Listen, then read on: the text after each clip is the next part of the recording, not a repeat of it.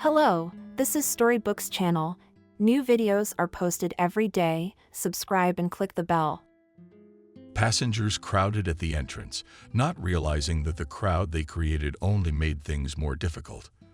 The desire of some particularly intense citizens to shove their luggage over the heads of less energetic passengers also added to the difficulty.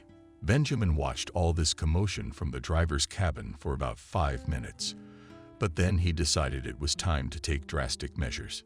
He bellowed. And so the ranks of the stormers and his vehicle shook. People, move away from the door to a safe distance. Otherwise, the bus is not going anywhere today. After blocking the first step, the grandmother screamed how it wouldn't go. I have to go home now. Everyone started shouting that they had to go home. Benjamin barked at the citizens. If you don't calm down, I will have to call the police. The bus driver's appeal had an effect and the crowd quieted down a bit. The door of the old bus closed with a chant, and the ordinary citizens who remained outside began to hammer on it with their fists. The driver picked up his cell phone and dialed the control room. Hi, have Wendy come over, or whoever the other available controllers are.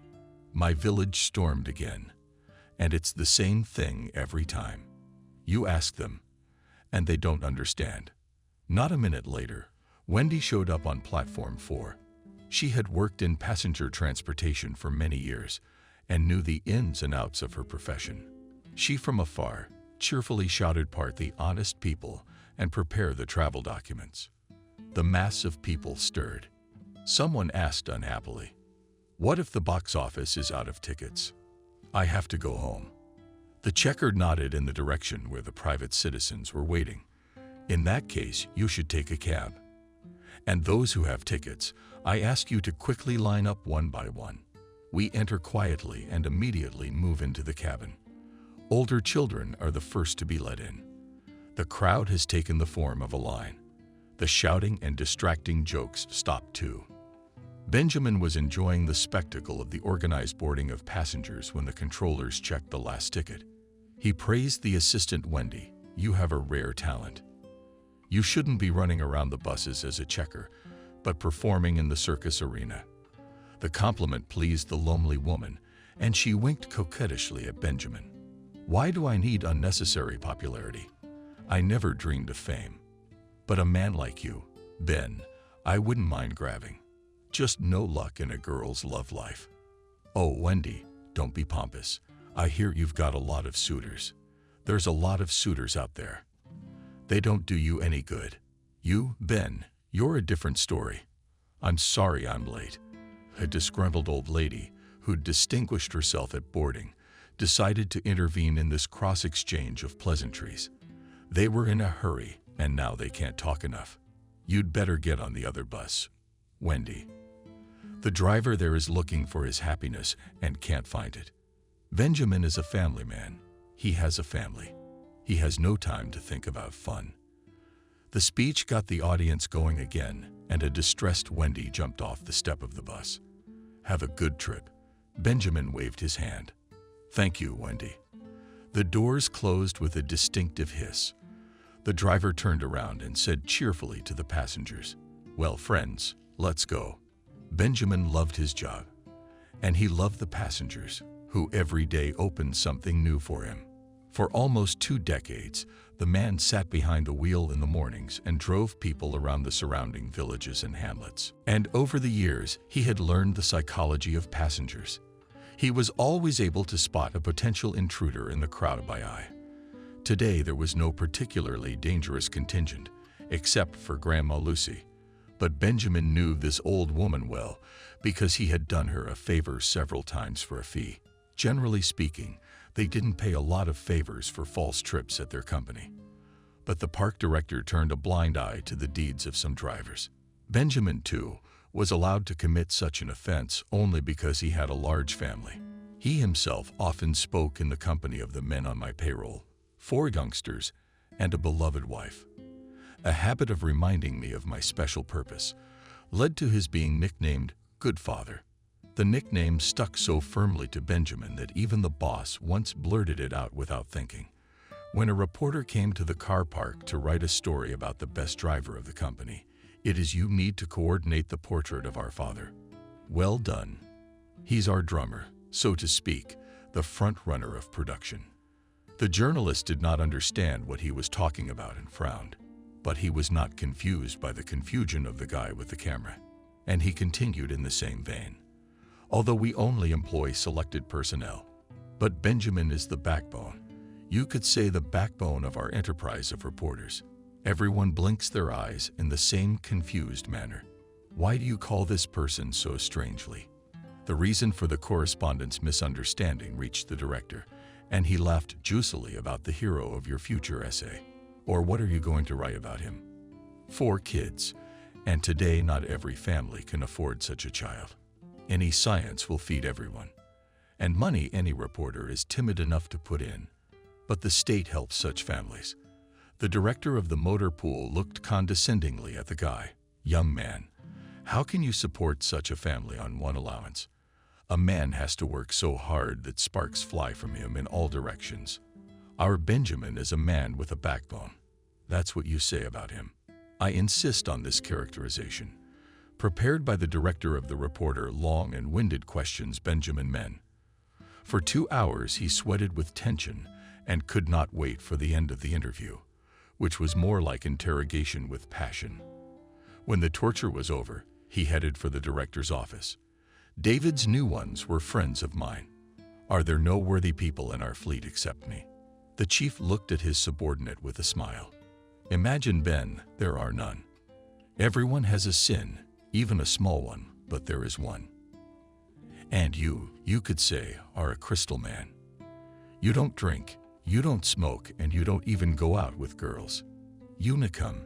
Any man likes to hear praise from his superiors. Benjamin also softened his tone a bit, so you decided to be my friend. But this is the last time. I'm not gonna take the fall for everyone else.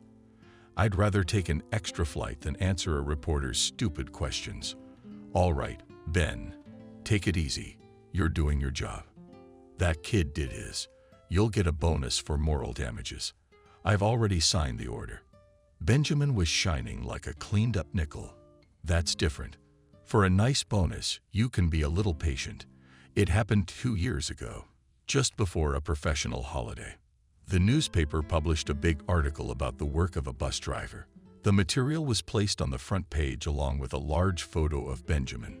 Probably for a whole month, the men congratulated Benjamin, and the whole family was proud of his successes. One day, Mike flew in from school and from the doorstep yelled, "Dad, I got an A+ for you." He and his wife were first shocked by such a statement, but later realized that the son received an excellent mark for an essay on the work achievements of his father. In a word, the hero's fate turned out to be pleasant, but it was pleasant twice as well, because the boss kept his word. And Benjamin received a bonus of 1 salary for the holiday. Such a significant financial increase helped a lot, because the family was always lacking something. In addition to the award, Benjamin was presented with a certificate of merit, which his eldest daughter Adriana put on the wall in the living room. No sooner had the festive fanfare played than David invited the best employee to his office. The chief started the conversation from afar. "Ben, I can't even imagine. What's it like to raise 4 kids? As far as I know, your wife doesn't work." Benjamin did not like to bring his family problems to the public and briefly remarked, "Today, everyone has a hard time. That's why the number of children in a family doesn't matter much. And I'm not used to complaining. My wife and I decided right away that we will have many children. After all, I myself and my wife grew up in a large family." The boss scrutinized the driver's face, as if he didn't dare to move on to the main topic of conversation. "I was alone at my parents', and we have a spouse, and only an only son. And she wanted a daughter so badly. But with the second child we kept postponing, time flew. A man mistakenly thinks he has his whole life ahead of him. And then he finds himself at the finish line, when it's too late to change anything."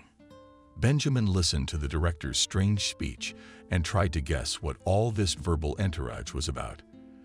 David, in passing, also remembered his turbulent youth and his dream to create a universal car because he had a dusty engineering diploma in his desk drawer.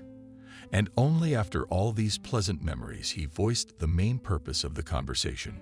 "Benjamin, I thought long and hard before calling you to this conversation. But I don't mind people having the opportunity to earn extra money, as long as it doesn't hurt the cause. On the contrary, I'm even willing to help with that. I've been looking at you for a long time, and I can see that you're a person I can trust." Benjamin decided to help the boss. "David, if you want to offer me a special task, I will gladly fulfill it." The chief exhaled with relief. "Thank you for understanding me correctly. Yes, the task is specific, and I can entrust it only to a reliable person in whom I am 100% sure. It's not a big deal. Just deliver the shipment to the address I give you and get paid. The only thing you'll have to do is keep your mouth shut. So there has to be complete confidentiality." "David, I hear you. You can rely on me completely." "Very good. I promise you'll be well rewarded for a small favor." The day after this conversation, Benjamin loaded 2 large boxes on his bus. He did not ask the supervisor about what was in these cardboard boxes. He took the boxes to a village that was not far from the endpoint of his daily route. Hook in 10 kilometers took a little time, but in his pocket crunched $50. The amount of the reward made the man very happy, and he fought for such a fancy tip. "I'm ready to make left-handed flights every day." But the chief didn't ask Benjamin for favors that often.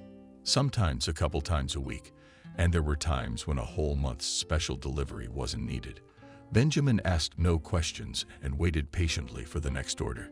It suited both parties. The man did not try to memorize those who came for boxes or bags, nor was he interested in the contents of the cargoes he carried. Today too, even before the line, the boss came to the garage. "Benjamin, can I talk to you for a minute?" Benjamin went out, knowing in advance what the director would ask him to do. David, as usual, looked around to observe the rules of secrecy. He was clearly agitated about something, but Benjamin paid no attention to this fact. A man in a director's position could be in trouble. The chief said in a low voice, "We'll have to deliver something tomorrow for sure." Benjamin pulled his eyes out. "But David, that's such a detour of over 100 kilometers.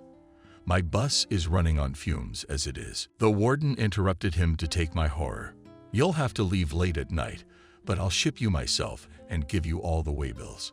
Benjamin was surprised again, because he had shipped goods without accompanying documentation before. "David, and I can know what the goods are. Although I am not overly curious, I would like to know just in case." The chief grinned wryly. "It's nothing special. It's just iron. You get the money there on the spot and take the car to the garage. Can you take the next day off?" "Martin, I've already warned your shift manager. Benjamin has already forgotten when he vacationed with his family. Therefore, the possibility of getting an unscheduled day off made him very happy.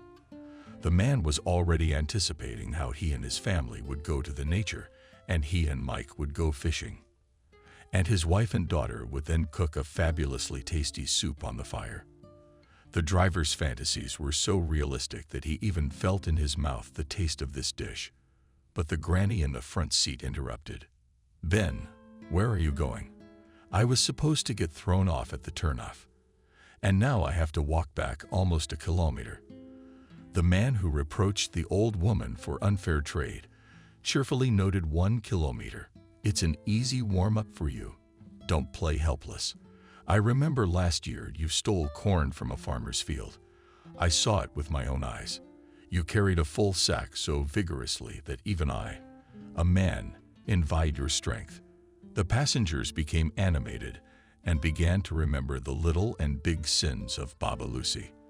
Benjamin turned around and drove to the turn from which there was a path to the other side of the village. An elderly woman picked up her bag and empty bucket and expressed her gratitude to the driver. "Thank you, Ben. Otherwise, I would have had to stomp back the other way. Old age is no fun, and my legs hurt." You, Grandma, didn't have time to list your ailments because the bus erupted in singing. Stopped. Lucy abruptly jumped from the step to the ground and started down the path like a seasoned sprinter. Grandma's giving it to me. I'm always amazed at the stamina of the older generation. My grandmother, too, sometimes does such a number that you can't believe it. The bus went further along the route. Passengers eagerly praised the old people for a long time, and the remaining passengers also began to tell about the exploits of their grandfathers and grandmothers.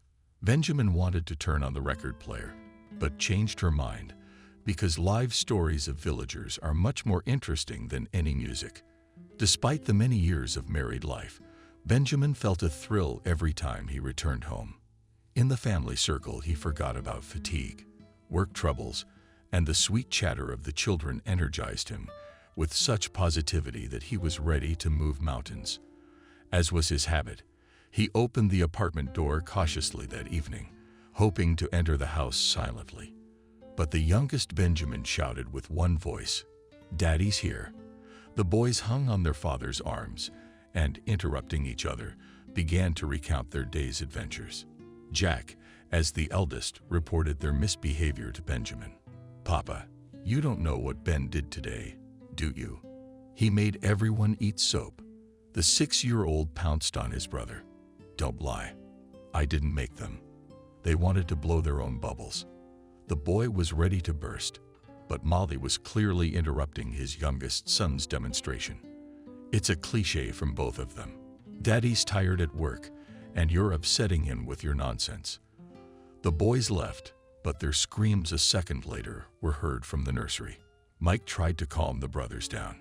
"If you don't calm down, I'll hang you on the balcony instead of bathrooms. I have a math problem, and you're yelling at the top of your lungs. Why don't you do some cleaning? There's toys all over the place."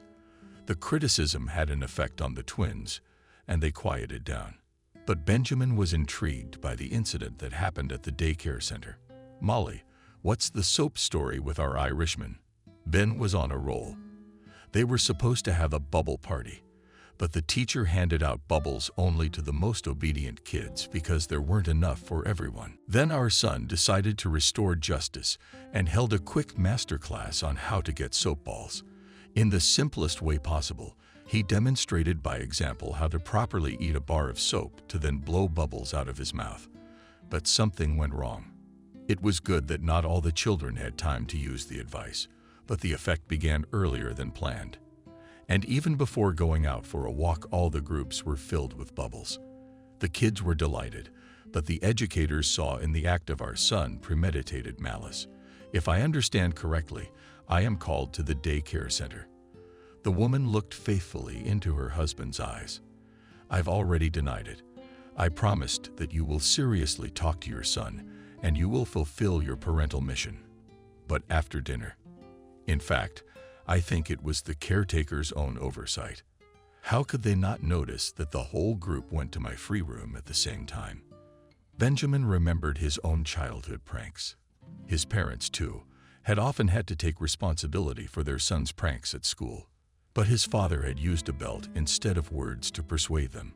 It was an old-fashioned remedy that worked without fail. Benjamin had also grabbed the belt more than once when the younger children made him mad. But his wife was categorically against physical methods of punishing children.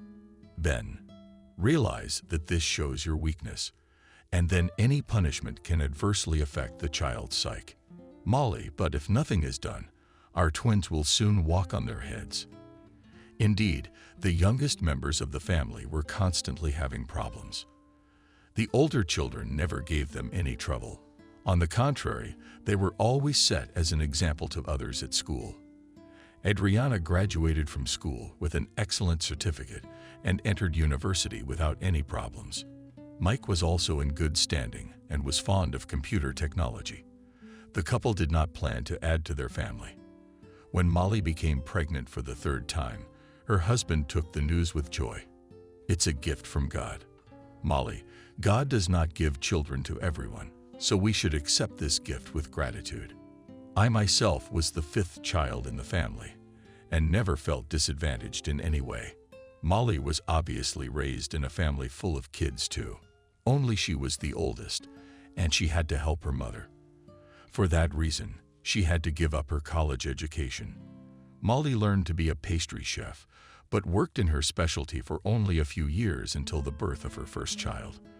Then Mike was born, and the woman was going to find a job, but her husband kept discouraging her, and I am able to feed the family. So it's your job to provide a home. And Molly spent all day doing housework.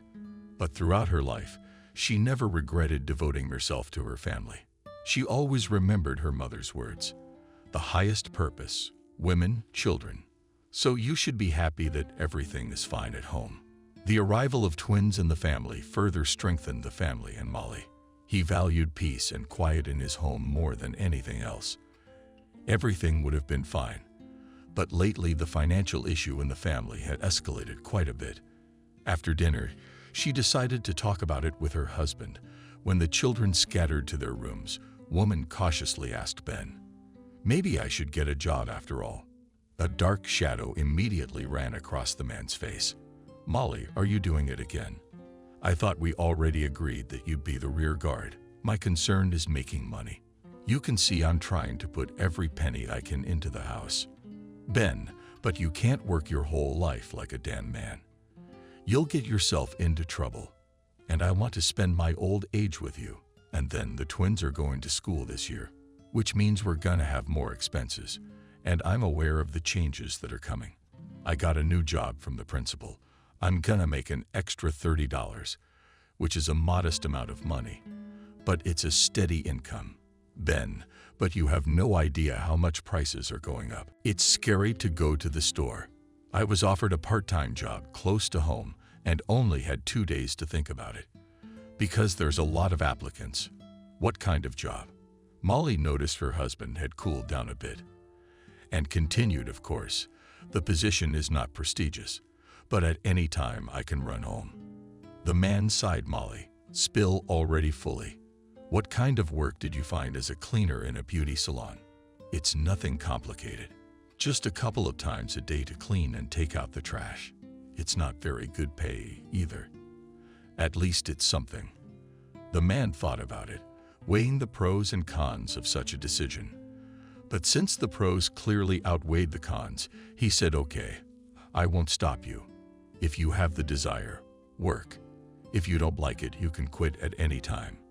Molly was pleased with her husband's consent and in gratitude gently entered his neck with her hands. "Thank you, dear. At least I will have the opportunity to change my life a little. And then sit days at home in four walls. Sometimes it's so depressing." Benjamin was struck by his wife's revelation. It had never occurred to him before that being a housewife would make his Molly uncomfortable. But while discussing his wife's employment, he had forgotten to warn her about tomorrow's trip. He didn't remember until bedtime. "Molly, I forgot to tell you that I'll be back very late tomorrow. It is even possible that I will be free closer to morning." The woman frowned. "The chief's special assignment again?" "Well, yes, except you didn't spread that around, Ben. You're a strange man. Who can I tell if I don't leave the house for days on end? I warned you just in case the conversation got out there, and you didn't think twice about me traveling. You think anyone's interested? Everybody's got their own business today, and nobody cares about you. All I'm asking you to do is be careful. I don't like your secret flights. It's not a good feeling in my heart." Benjamin himself was feeling uneasy, but he did not tell his wife about it. All night he had nightmares involving Grandma Lucy, but he attributed the bad dreams to chronic fatigue. In the morning, the man felt his usual vigor again and began to leisurely get ready for work. Molly also got up early to prepare breakfast for her husband and pack the brakes for the road. The husband watched her lovingly. Molly had enough of a couple sandwiches and tea. "You always pack me such a hearty ration, as if I were going away for a week. Anything can happen on the road, and an extra stash doesn't hurt your pocket. Oh, by the way, I forgot to tell you I'm getting an extra day off for today's trip, so we could totally go out tomorrow. I'd love to go fishing, and the boys would love it." Jack and Benjamin caught on to their father's words and shouted, "Yay, we're going fishing tomorrow." Molly calmed down a little. Benjamin kissed his wife and the boys and went to work. All day he thought about his upcoming vacation with his family. and couldn't wait for his shift to end. By evening, Benjamin felt extremely tired again. He wanted to go home, but a special assignment of the chief was waiting ahead. The man drove his bus into the garage and headed for the warehouses where the loading was to take place. He wasn't late, though. David was already on the spot, and his nervous movement and broken voice gave away his excitement. And that was not typical of a supervisor. The behavior made Benjamin a little tense. Benjamin did not ask the chief unnecessary questions and began to load the prepared boxes into the car. "Damn, it's a heavy load today." Something David grinned unkindly. "You'll know a lot and get old quickly, and a lot of information. Sometimes it's dangerous to your health. You better hurry up because you can't be late." The recipient doesn't like to wait.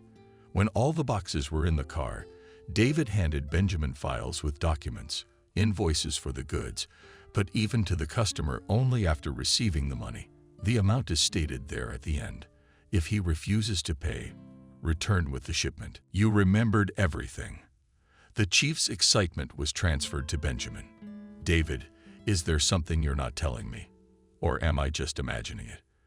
The director tried to be cheerful and even smiled, but it was unnatural. He must have switched to an official format of communication because of his excitement. "Benjamin, I don't understand you. First you agreed, and now you have doubts. Is your job to deliver the goods? No more distractions."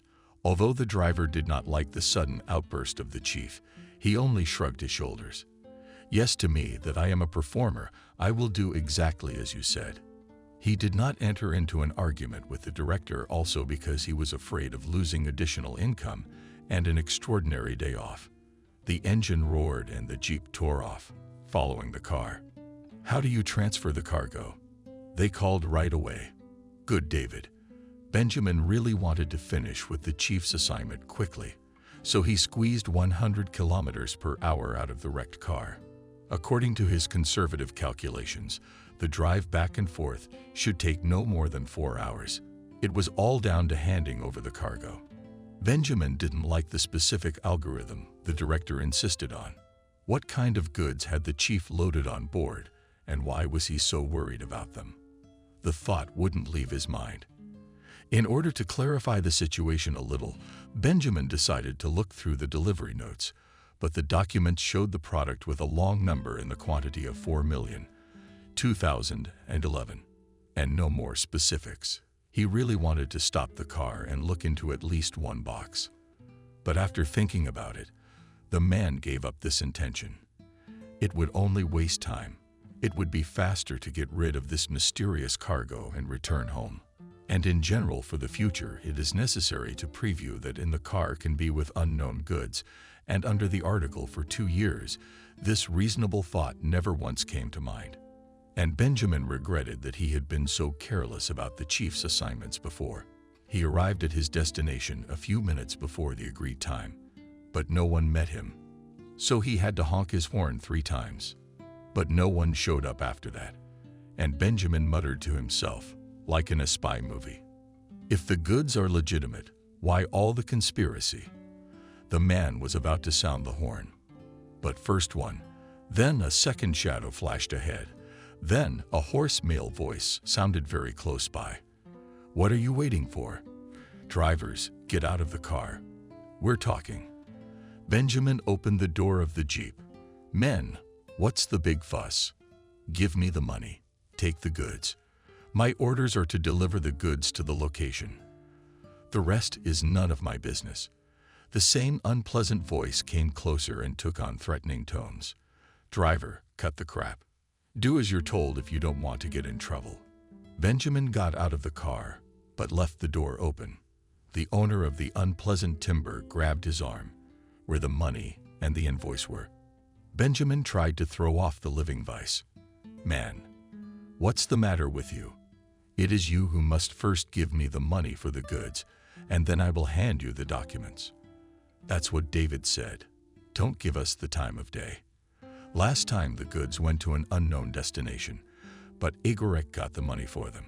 He promised to return the full amount today with the next shipment, Benjamin felt that things were beginning to take a bad turn for him. It is known that in a critical situation the brain works more intensively. The man suddenly realized that he had better get away from this place. He jumped into the car and pressed the gas. But the other man, who hadn't said a word before, managed to slip his foot in when Benjamin wanted to slam the car door shut. "Look, Bubbles, what a quick little fella you got. I gotta get his tape. I guess we'll have to beat him out of his money the old-fashioned way." Benjamin carelessly leaned forward to release the door, but the next moment something heavy fell on his head and he blacked out. He was lying in the middle of a meadow high in the sky with the sun pouring down mercilessly on him. Benjamin tried to hide his head in the grass, but it did not help to escape the heat. Suddenly, he saw Molly's face right above his head. His wife was anxious and whispered something to him, but Benjamin could not make out her words. He asked her to speak louder, but she still only moved her lips. Suddenly, Molly's face disappeared, but her voice came out clearly. "Ben, save yourself. You're in danger." The words crashed into his consciousness, and he snapped out of existence. Benjamin could not tell how long he had been unconscious, but when he opened his eyes with difficulty, he was dazzled by the bright light that was streaming through the cracks of the wooden structure. He was inside by the peculiarities of the structure's design. The man realized that it was an ordinary rustic barn. He would have tried to change his body position, but nausea immediately came to his throat. Benjamin shouted loudly, "Somebody help." No one answered his call, and only the birds chirped merrily or chirped behind the wall of the structure. Benjamin took a breath, and again he shouted, and again his call went unanswered. His head ached unbearably. Arms and legs were bound with layers of duct tape. Men, by an incredible effort, moved his body closer to the large beam of sunlight. He only had time to think that there was a life-saving escape to freedom, and he sank back into unconsciousness. He was brought to his senses by a stream of icy water. It's rough action. Someone upstairs was using unconventional language. "Come on, asshole, wake up. You're not a guest." Benjamin opened his eyes and saw in front of him a man he had never met before. This type of unpleasant appearance was satisfied with the result of the ice shower. "But you're awake. Come on, get up, they're waiting for you." He realized it was better to obey the bandit's order. The man who had brought him to his senses only untied his legs, but helped Benjamin up more peacefully. He said, "I don't have time to make ceremonies with you, moving in buns." He doesn't like to wait. Benjamin only dared to ask how far to go. "I don't feel well. You mourn. Be glad you're alive. You might even say you're fabulously lucky, because knuckles bury inveterate debtors alive in the ground." The unkempt man was holding Benjamin's hand, but the fulfillment of his direct duty did not prevent him from giving advice. "You'd better keep your head down. Listen to what the fire says and agree. Is that the only way you have a chance of staying alive? The boss doesn't like it when he's not cooperative." They walked another 200 meters with confusing paths, and the man nodded in the direction of the house. "It's Kevin's hut, but it's kind of a staging area. That's how he likes the good life," and remembered only by the desperate tone of the attendant. Benjamin realizes he's not doing particularly well with the female sex, so he was jealous of his boss. A night dream or a delusion came to mind, and the thought flashed through my mind that I should have warned them. At a glance, Benjamin realized that the head of the gang was a common racketeer. Despite the fact that that wonderful era, when such groups ruled the ball, has faded into oblivion, its hairs remain and continue to live by the old rules. Served him. An elderly woman of stout build spoke of a tendency to gluttony. As the convoyers pushed Benjamin into the room, the master cast a careless and glancing glance at the driver. "We'll break for the night or look for consensus." To me, the advice of the escort, Benjamin replied, "Look for it." "Well done, man. Good thinking. Why climb into the bottle through the narrow neck when you can negotiate? Anyway, here's the deal. We got the goods and the invoices too. We're good with this shipment. All that's left is for us to pay back our past debts. Can you pay by card or cash? Whichever you prefer. Castet laughed, satisfied with his good joke. Benjamin tried to speak calmly, honorable. There's been a mistake with me. I'm just a regular bus driver. The chief just asked me to do him a small favor, so I have absolutely no idea about debts and other small things. Castet wiped his greasy hands with a towel and expressively rolled wheat on the table. Listen, fly-ins, I don't give a shit who sent you and why I need money. Call your stooge. Tell him you're in deep shit. Let him return the favor, and we'll let you go right away. The bandit held out Benjamin's cell phone. The headache was getting worse, and to this sign of indisposition, there was an even stronger trembling, which the man could not control. He dialed the number of the fleet manager for a long time, but he answered only after the sixth dial tone, and immediately started shouting at his employee. Benjamin, where are you? You and me. As agreed. You should have called me last night. You realize you've let me down. Benjamin's eyes darkened, and he shouted into the phone. You're the one who set me up, David. I'm being charged a debt by strangers. Deal with them. I have a family, children. I have nothing at all to do with your murky too. Benjamin could hear the chief puffing into the phone. He wanted to tell him that it was mean of him to set his men up. But Knuckles whipped out his cell phone. Listen, David, if you don't give me my grandmother's back within 24 hours, I'll have your driver on thin straps. But I'm not gonna stop there. I'm gonna get my hands on you too. You know I can keep my word. So you're gonna have to draw your own conclusions. The gang leader disconnected the phone and looked regretfully at Benjamin. That's cool. You're fucked up, man. Looks like you're gonna have to pay your boss back. Think of a way to make it quicker. You said you got a wife and kids. Benjamin felt a chill go through him. Please don't hurt my family. I can work off the debt if it suits you. The committee laughed again, but it made him feel even sadder. You can't work off such grandmothers in your whole life. Shall I disassemble you for organs? Do what you want with me, but just leave my loved ones alone. I beg you. Castet looked at Benjamin with an attentive gaze. I'll think about it. You can relax for now. Glisty will take him to the barn. Make sure he doesn't run away. He's your head. A familiar man escorted Benjamin to the wooden structure. He was fidgeting. He spoke in a distinctly rural dialect. Let me get you something to eat. Don't expect much, because I'll have to give you a piece of my rations. Benjamin sank to the floor, where fresh hay lay thickly on the floor. But the worm wouldn't go away. Don't be mad at me, boy. I got in a jam once too. Knuckles saved me from jail. Now I got to pay my debt. I couldn't get used to it at first. I wanted to run away. Then I got used to it. The warden disappeared for a few minutes. He came back with a bowl of delicious-smelling brew. Nancy gave it to me secretly so I wouldn't see the fire. Good woman, her nephew. The last of the scumbags. Benjamin ate the soup greedily, but did not let it pass his ears. Everything the worm was saying, a stray thought ran through his head, and he looked hopefully at his probation officer. I really need to make a phone call. Just half a minute. You see, my wife and kids are there. They're very worried about me. Glist, eyes bulging. Come on, what if the committee finds out? He'll eat me without salt. He won't find out. I'll take everything quietly. Nothing will be heard. The little man jumped out of the door and soon returned. He handed him a button and a cell phone to ring. Only quickly Benjamin began frantically dialing the number of the fleet director. But the voice answered and informed him that no such number existed.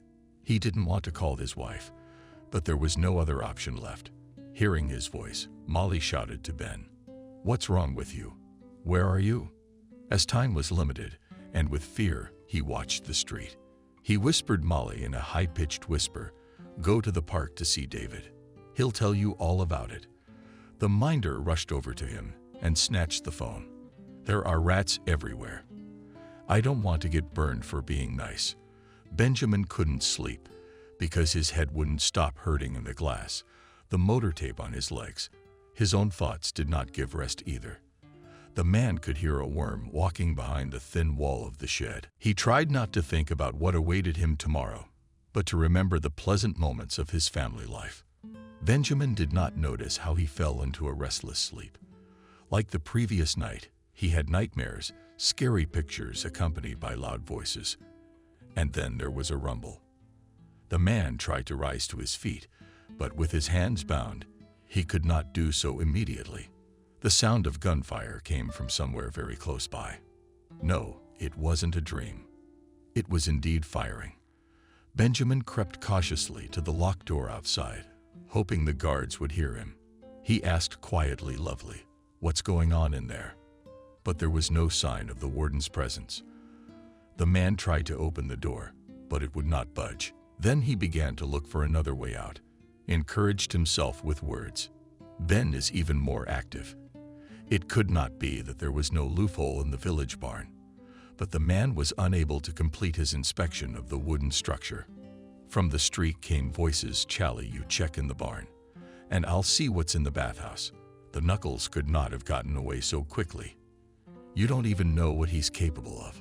He's like water through a crack. The barn door swung open, and Benjamin was blinded by a powerful spotlight. "There's someone out there. Get him in here. I caught one carp in the bushes too." The next moment, Benjamin had a bag over his head and was dragged towards the exit. Then he was thrown like a log into the back seat of a car. Soon another bale landed beside him. There was not enough air, and the man began to breathe often.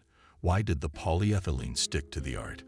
Benjamin held his breath and clamped his teeth into the slippery texture. The operation was successful, and a stream of fresh air rushed into the opening. And with it the familiar odor of unwashed bodies mixed with cheap cigarettes hit his nose. "You're the worm." Something mooed from downstairs. Since Benjamin could do nothing to help his minder at the moment, he whispered advice: "Take a deep breath. Then the bag will stick to your face. Try to skip it, polyethylene not tight, but ordinary, as in the store." There was a quiet fuss on the floor, and Benjamin guessed that the worm was trying to put his advice into practice. The struggle with the film went on for a long time, and finally his triumphant voice was heard. "Bingo. Thanks, kid, for the tip. I almost choked. Tell me, what was that?" "Our competitors broke into our house. They sent the guys to the afterlife, but I managed to hide. And the brass knuckles. I don't know where it is, but probably an iron. He always gets away with it. I wonder where they're taking us. We gotta conserve our strength. If he sees us talking, we'll be in trouble." The men have fallen silent. The forced position was very uncomfortable, and his mother will never know how ignominiously her son died. "Benjamin," shouted the comrades, "do not panic before the time." The man listened to the conversation outside, trying to understand a word only at the very end. The one who had brought them said to someone in plain English that Frank thinks he's the only one so smart or conspired with him on the price. Charlie unloaded. If the men there didn't bake, the worm didn't hold back. What a bastard! It was he who leaked us. Charlie. And such a servant was before the Knuckles licked his feet. But to finish the indignant monologue, Fair Bandit could not manage, because they again roughly grabbed and dragged out of the car. The bassist said, "Charlie, tell him that I do not need colored papers. Let him pay for the goods in dollars for 10 grand apiece." Soon, the native jeep pulled away. A bag was removed from Benjamin's head. From the bright light, I had to squeeze my eyes shut. But this unpleasant sensation was fully compensated by the impossibility to breathe normally. For a few minutes, the captive enjoyed the fact that he could breathe freely. Someone was breathing noisily beside him, too. Benjamin turned his head and saw the happy face shining. Alive and happy. A man with a gray beard and strange garb was examining them with a sheet of appraising eyes. He shouted something in his own language, and a woman of about the same age approached him with a quick step. Benjamin guessed that it was the wife of the host. Listening to the conversation, he realized that the owner's name was Betty. Her husband explained something to her at length, but she only nodded and smiled. Then the woman called a big guy in the same shirt as the owner and showed him the worms. The latter started at his Tarabarov and forcefully dragged Benjamin's partner deep into the yard. The master pulled out a folding knife, and Benjamin involuntarily shuddered. The man looked at him understandingly and grinned, saying something in his own language. With a single movement, Frank cut the bonds on his captive's arms. 2 days of captivity had left bloody wounds under the tape. The pain was so unbearable that tears rolled down Benjamin's eyes. Frank studied the slaves' faces for a while, and then he spoke in his own dialect. Without ceasing to speak, he led Benjamin toward a structure resembling a mubarak. The captive guessed that this was now his new abode. There was only one small window in the long room, so the newcomer did not immediately see the interior of the dwelling and the people with whom he would have to share his unenviable fate. The newcomers were also interested, and people began to approach him from different directions. What struck Benjamin most of all was the emptiness. In the eyes of the hut's inhabitants, he asked loudly, "Does anyone speak here? Let's go." A dark-haired boy of about 12 years old came out. Although he spoke with a strong accent, he was understandable. "My name is Rob. I fell behind the tabor, and they took me to the police. And then Frank came and bought me. Bought me, usually for money." The boy smiled as if he were talking about everyday things. Benjamin was struck by this very ordinariness. He asked the boy Rob, "Do you know where we are, at least what country it is?" "No. I only know there's a sea nearby." "Come, I'll show you your place." Rob gestured with his words. And Benjamin realized that boys find it easier to explain themselves that way. The boy led Benjamin deep into the barracks and pointed to an empty bunk. This is where Mark slept. He used to swear a lot as a master, and recently Mark had died. Now his place was vacated. Benjamin was afraid to touch the bed on which not long ago his predecessor had slept. It was unknown what illness that man had suffered from, so the mere thought of having to sleep on this bed made the man feel sick. He resolutely removed the dirty bedclothes. But Rob exclaimed warningly, "We can't, Betty will swear. We have to do the laundry, but we can't go out." Rob, through gestures and other words, began to explain to the newcomer the simple rules of life on the farm owned by Frank and Betty. From his story, Benjamin realized that the couple were very greedy and did not pay their workers. In this barracks lived those that Frank paid for out of his own wallet. These people are considered his property.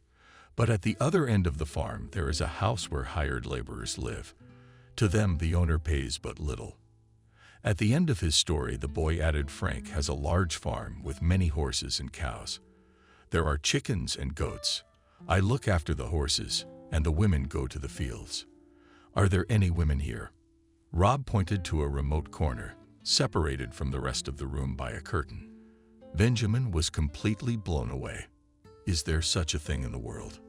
The Middle Ages. And what are the authorities looking at? The man did not yet realize that in the place where he got, there are completely different laws. It's useless to prove anything to those paid for by the owner. This year spring had come especially quickly. Already at the end of April, all around for the green chalk, and the air was filled with pleasant aromas. But Molly had no time to admire the desiring nature. She had only 2 hours in reserve to have time to prepare lunch for the children, and then go to her second job in a beauty salon. More than 4 years had passed since her husband's mysterious disappearance, but nothing was known about him. The woman hoped that that last call would be the thread that would clarify what had happened. The next day, she went early in the morning to the bus depot where her husband had worked for many years. For several hours, Molly sat in the waiting room, waiting for the head of the company. And all this time, a young secretary from Papeliev gave her a disgruntled look. When the working day was nearing its end, "The girl with irritation," said the woman. "I told you in English that today will not be. You're sitting here for nothing." The tone of this makeup-addled girl angered Molly. "Why are you talking to me like that?" The secretary cut her off. "Because you're interfering with my work. You're sitting there like a statue. For your information, statues stand. And don't be rude to me." The girl slowed down a bit. You're forcing me to talk like this. I warned you right away that the director is unlikely to show up today. He has an important meeting, and I have an equally important matter to attend to. My husband is missing. And by the way, your employee called me and said he was in trouble. And before that he left on the assignment of your director at night in the neighboring region. The secretary resented the woman. Why are you making up stories here? As I understood from your long speech that your husband is Benjamin, you have understood everything correctly. And he disappeared after the night flight. The girl laughed hysterically. What are you talking about? Benjamin works during the day. Maybe he was traveling at night on his own business and forgot to inform you. Benjamin is a prominent man. He gets a lot of looks from our inspectors. Molly, I was very uncomfortable with the gossip, so she laid a siege to the girl. What are you implying? The very thing you just thought of. And don't take it out on the chief. Look elsewhere for your spouse. The verbal altercation took away the strength of the secretary and the visitor, and both women were silent for a while. After a moment's silence, the girl spoke in a more friendly tone. I advise you to come early tomorrow. I always start the working day in my office and then go about my business. And your husband has an early departure in the morning, too. I'm sure you'll meet your non-displayer alive and well. Molly thought this advice was right, and even thanked the girl. She did not say anything to the children, although the twins pestered her all evening with questions. Mommy, where is Daddy? He promised us we'd go fishing. Don't bother me. You see that I don't have time. Daddy's a little late because he had some important things to do. Molly, she had nothing to say to the children, so she was careful to pretend that she was busy with household chores. But if the little ones could get away with a simple excuse, it didn't work on the older kids. The first to sound the alarm was the daughter. After dinner, she stayed in the kitchen and began washing dishes. The girl was the first to start an unpleasant conversation. Mom, I have a bad feeling. Something must have happened to my father. We should report him to the police. The woman didn't say anything to her daughter about her father's call, but only asked Adriana, let's wait another day. I went to the bus depot today, but I didn't catch my father's boss. I'll go again tomorrow. I hope that everything will be clearer, but David was absent the next day. And on the other days of the working week, the secretary was no longer behaving so brazenly. She was confused. We're all in shock ourselves. The director is not at home. His wife is worried too. He hasn't been admitted to the hospital. We're all on edge here. We don't know what to think. A week later, the secretary called Benjamin herself. On her last visit, Molly had asked her for this favor. The girl's voice was excited. David has left, but where even his wife doesn't know. We've got a real mess going on in the accounting department with a huge audit. Sorry, Benjamin never showed up. No, he didn't call work either. Oh, what's gonna happen to all of us now? The last thing Molly cared about was the fate of the bus depot. After a week of waiting, she suddenly realized something serious had happened to her husband. The dam of patience burst into tears, and she burst into womanizing lamentations. Ben, who did you leave us for? How will I live without you? The feeling of hopelessness deprived the woman of the will to resist. After sobbing, she fell into a state of apathy. Molly didn't know how to go on. After all, her husband was the main support in the family. He solved every problem. She had no idea how she would cope without him. Her imagination painted the most terrible pictures. But she tried to pull herself together. If the sketch, well, then our family will fall apart. I can't be weak.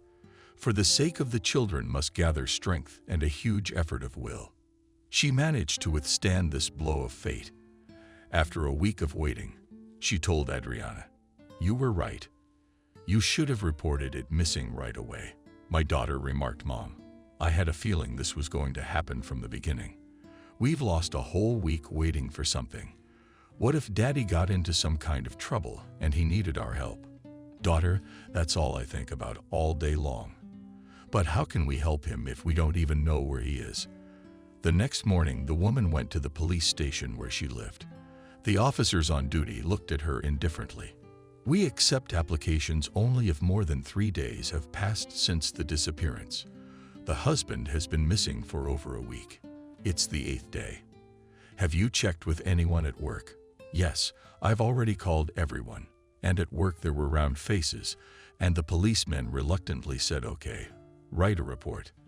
The officer on duty said it as if he was doing the unfortunate woman a favor. When she gave him the statement, he reread it several times. Then he scratched the back of his head. "I'll pass on your application, but no one can guarantee a quick result. People go missing in droves. We look for them, and then they find themselves.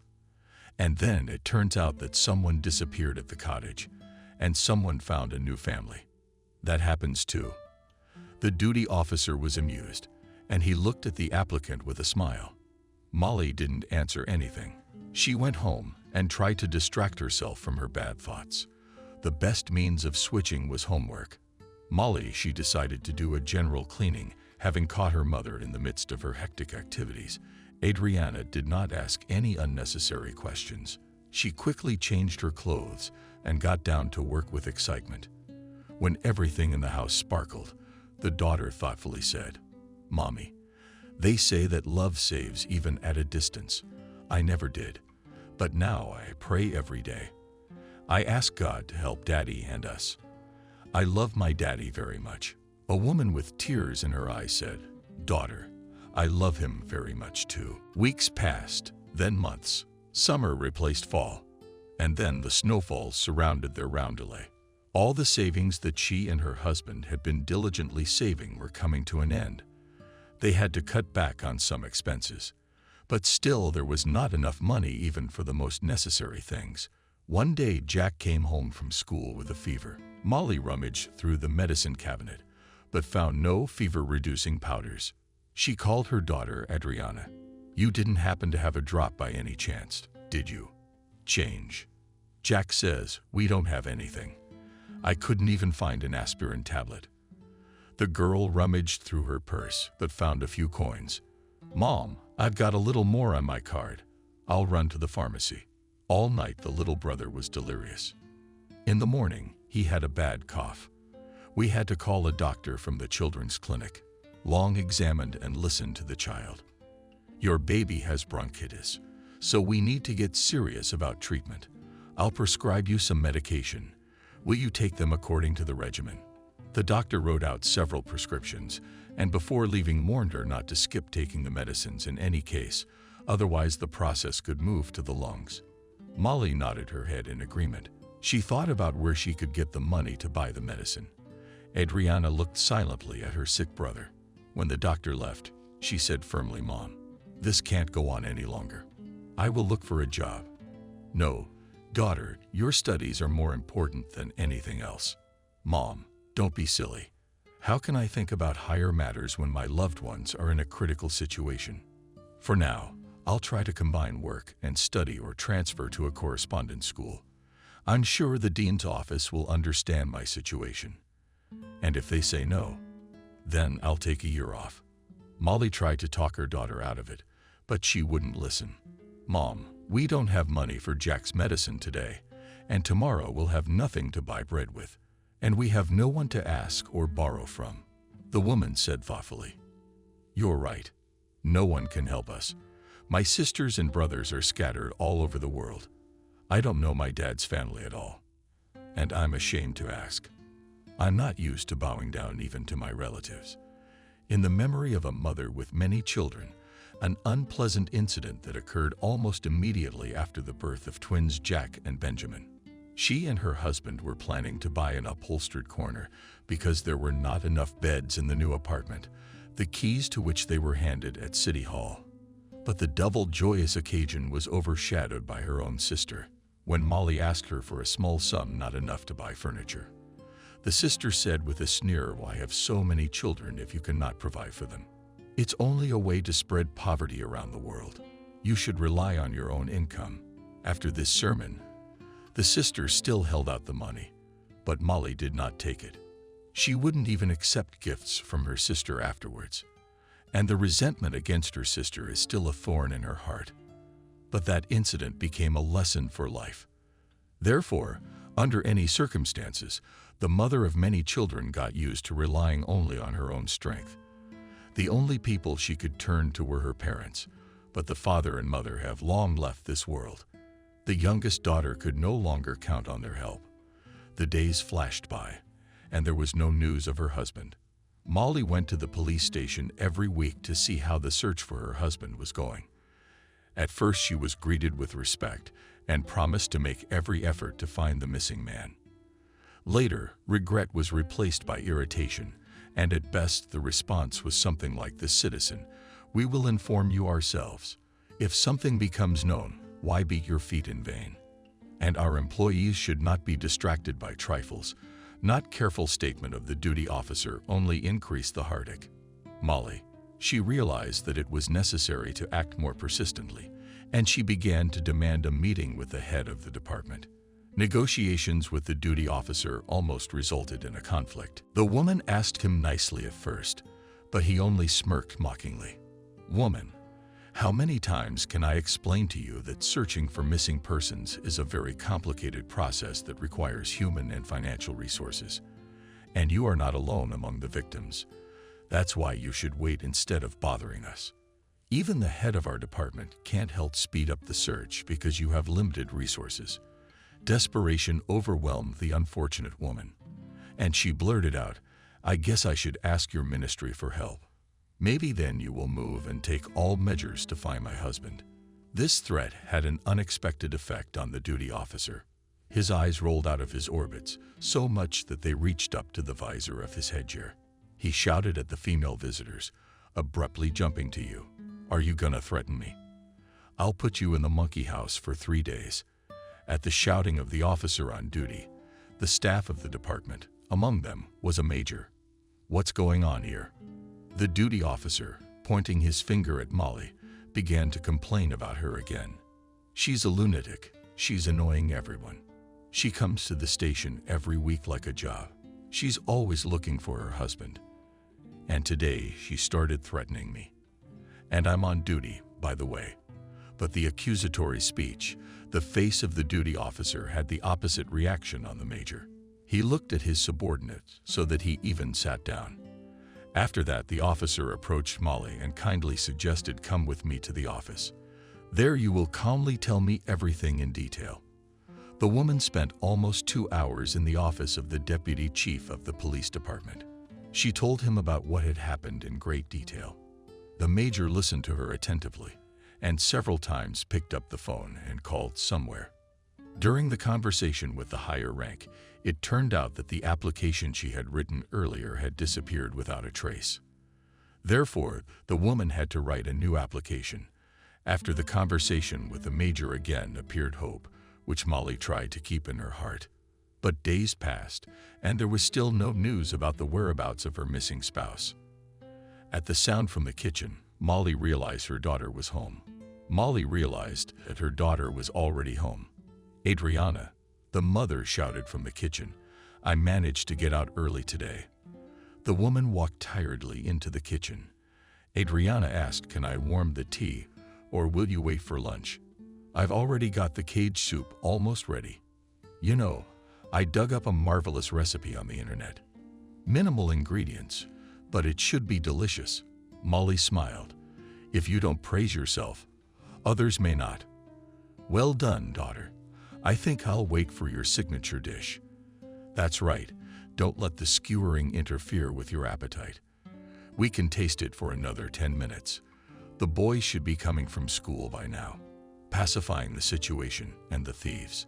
The daughter's voice had a Molly relaxing effect on her, and she covered her eyes. Adriana looked at her mother's haggard face, and she wanted to cry. The girl thought, "Why do we need all this suffering? Why have so many troubles fallen on our family at once?" But she did not voice these thoughts aloud. Quietly said, "Mommy, you should lie down and rest at least an hour, and I'll take a little trip on my own." "Thank you, daughter. I've really made you angry. I'm gonna go lie down for half an hour." The short rest helped to restore her strength, and Molly felt more awake. She looked at her watch, and "Oh, my daughter, why did you push me so hard? I'm late for the salon. Adriana realized her slip-up and started making excuses. Mom, I'm sorry I had to run around with the boys while I fed them. Then Ben gave me a math problem, and I forgot you had to work. At least I won't have time to eat. I'll eat later tonight. I'll try to be quicker. The girls always let me off early, and the landlady doesn't make me work long hours.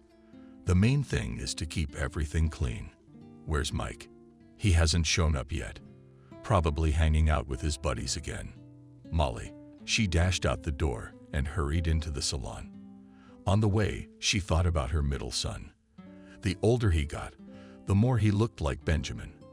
The same behavior and even the same conversation. Mike was in his senior year of high school and dreamed of becoming a programmer, although he had no bad inclinations. His mother was concerned that he spent most of his time at the computer. Repeatedly, the woman tried to change his unhealthy lifestyle. Mike, you're withering, Mike, in front of that monitor. Your peers do sports, and you do not even go out for a walk. It's not healthy. We sit like this. The son only smiled. Mom, in fact, life itself is harmful because it inevitably leads to a fatal end. But I will take into account your recommendations and try to improve. The son kept his promise and a few days later showed his mother a season ticket to the swimming pool. You see, Mom, I decided to increase my physical activity. For a month I will swim twice a week. The woman was surprised, but such a subscription is not cheap. Where did you get it? The guy proudly said he bought it with his own money. Molly had heard a lot about gambling addiction and was horrified. Mike, do you place bets? The young man laughed out loud. Do you think badly of me? No, I'm not into that kind of thing. I just show my acquaintances some services for a small fee. First I wanted to buy new sneakers. Then when I was introduced, I decided to spend the money to improve my health. The son's explanation looked plausible, and the woman calmed down. After swimming, Mike took up jogging and then saved up money for a bicycle. This purchase caused delight in the twins. True, Adriana did not experience similar emotions. Once the mother heard her daughter condemning her brother for irrational spending. Mike, our mom's running around like a dog in a wheel. And instead of buying something useful for the house, you spend money on nonsense. Molly, and then she stepped in and supported her son. Daughter, don't judge so harshly. The bicycle and other things that your brother bought with his own money are not superfluous in our family. Therefore, Mike also makes a useful contribution to our common welfare. It was no more than a 5-minute brisk walk to the beauty parlor where she worked from home. Molly was raised when any kind of work was considered honorable. Therefore, she took responsibility for her duties. Why was she valued in the team? The only disadvantage of such work is the low salary. Therefore, after the first year of hard life without her husband, she had to look for a second job. At first, the woman tried to get a job in a confectionery shop where she could work in her specialty. But when at one enterprise she showed her diploma, a female employee of the personnel department laughed at her. Your document has long since lost its relevance. You have not worked in your specialty, and we have implemented modern technologies in production. But I can offer you a vacancy of sorters on the conveyor. But as a mother of many children, you're unlikely to be satisfied with shift work.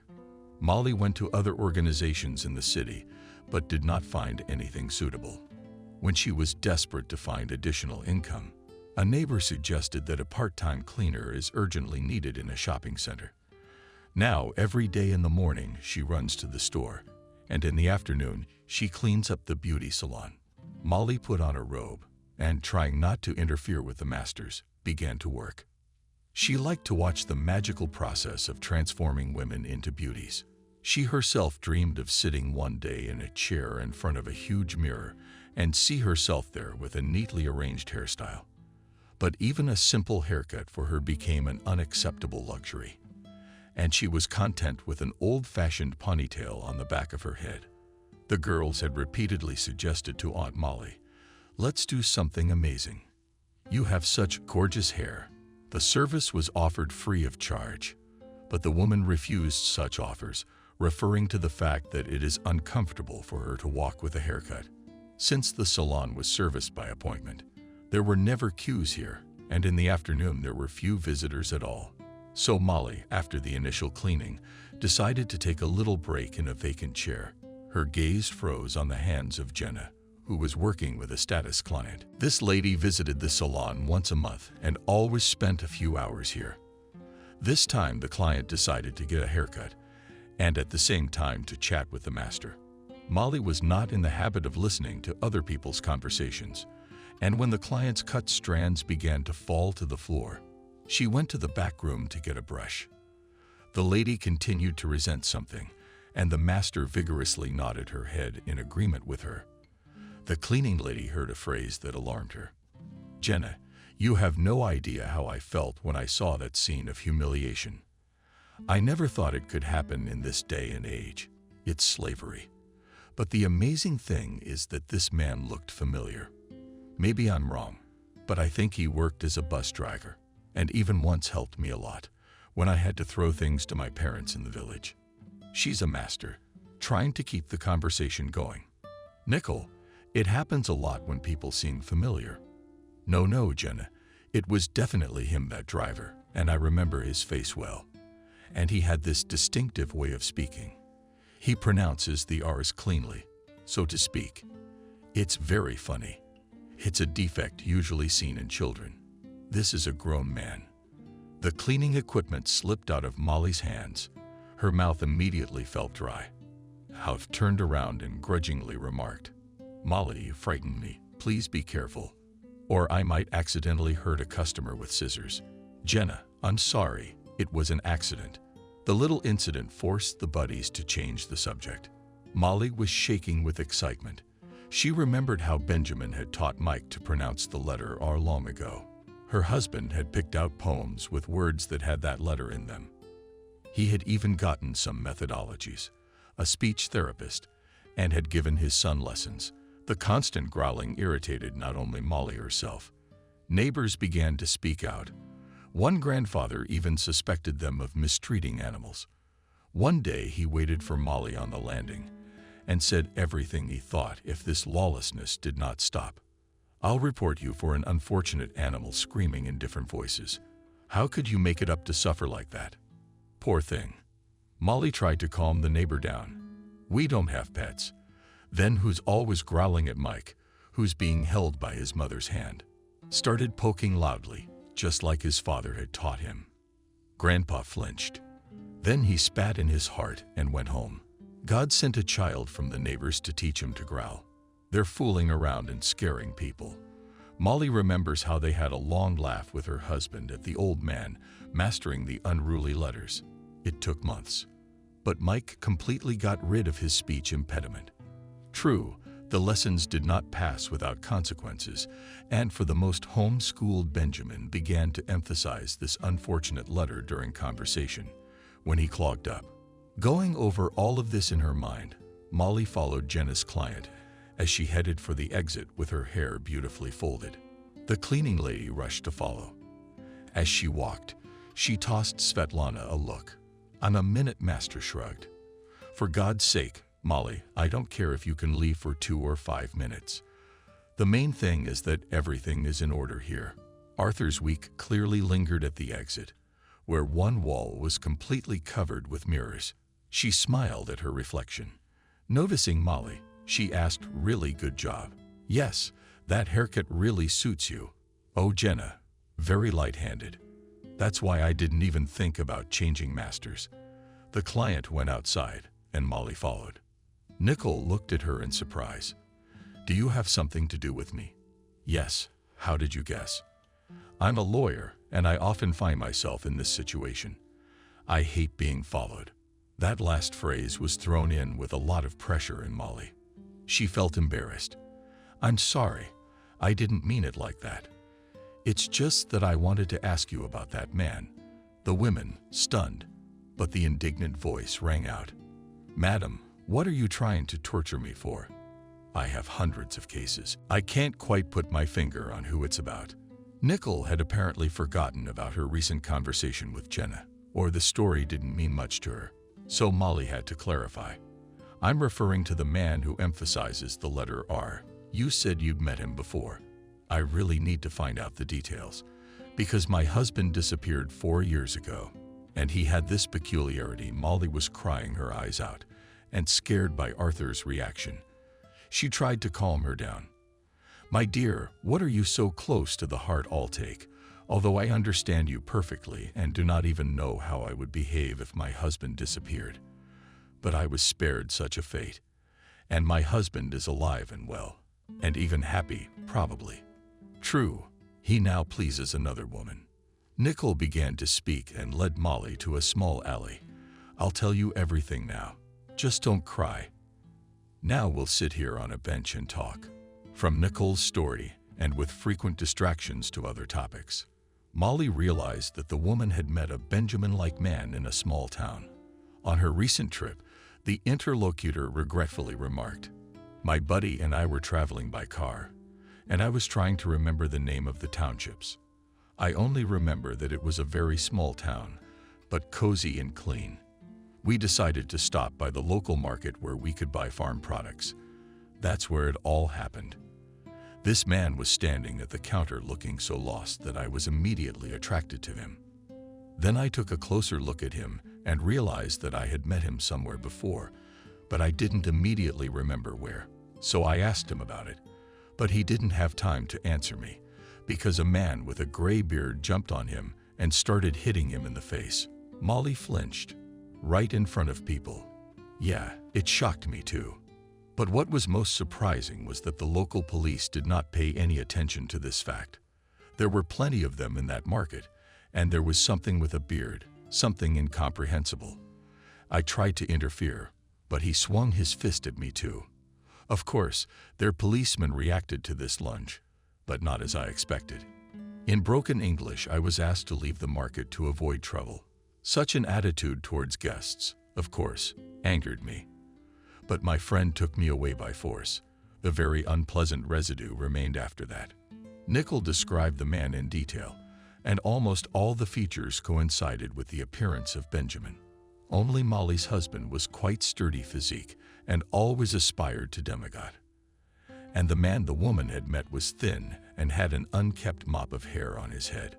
Nickel clearly felt embarrassed by the fact that she couldn't remember any other details of this minute encounter.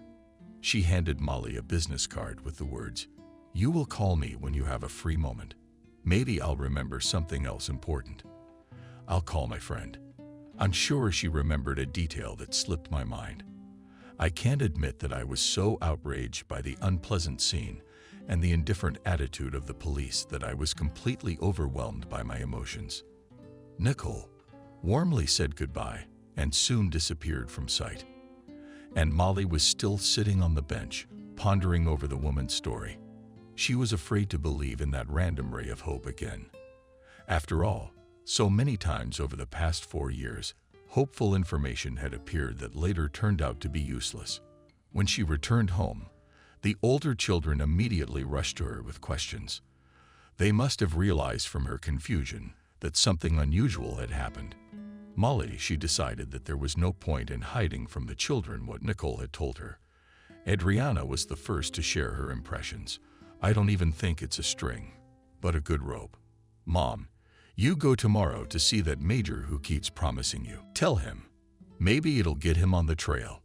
Hitherto silent, Mike reasonably pointed out that it's a long shot. Exactly, our police officers will not even move. If the father got to another country, and there is every reason to believe that all this is the case, we must act through the embassy, and this is a very long and thorny way. I have another suggestion. I'll try social media. Adriana went after her brother. It never occurred to you before. It's a brilliant idea. As you can see, I couldn't. Just today it dawned on me. Well, you should, or better yet, several. The big sister wanted to take another jab at Micah, but Molly firmly shut her down. Calm down. What are you doing with each other?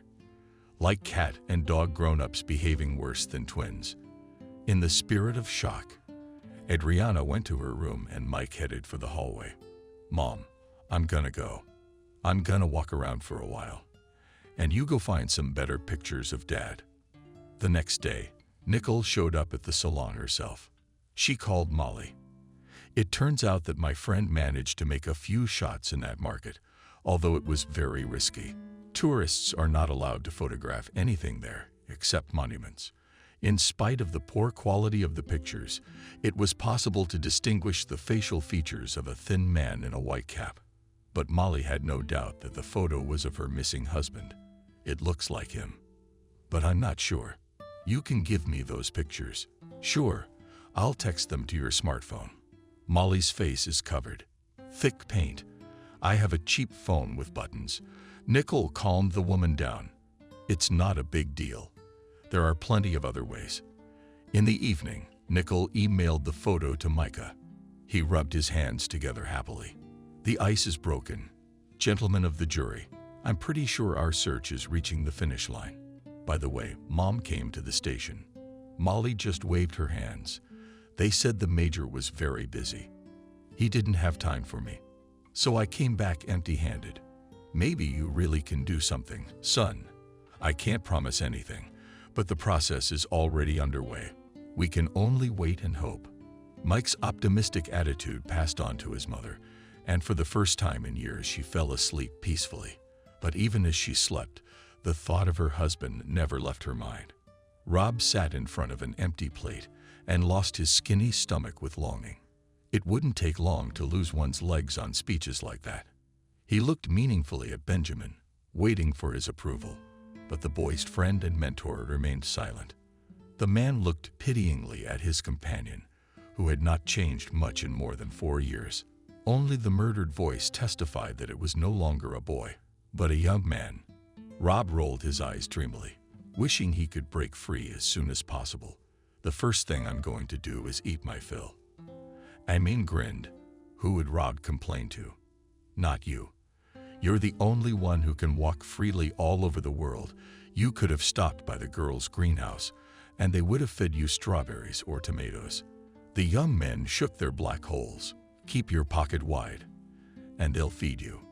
Girls are afraid to sneak berries themselves. Kelly wanted a berry. Betty beat her on the back with a stick so hard she couldn't sleep for a week.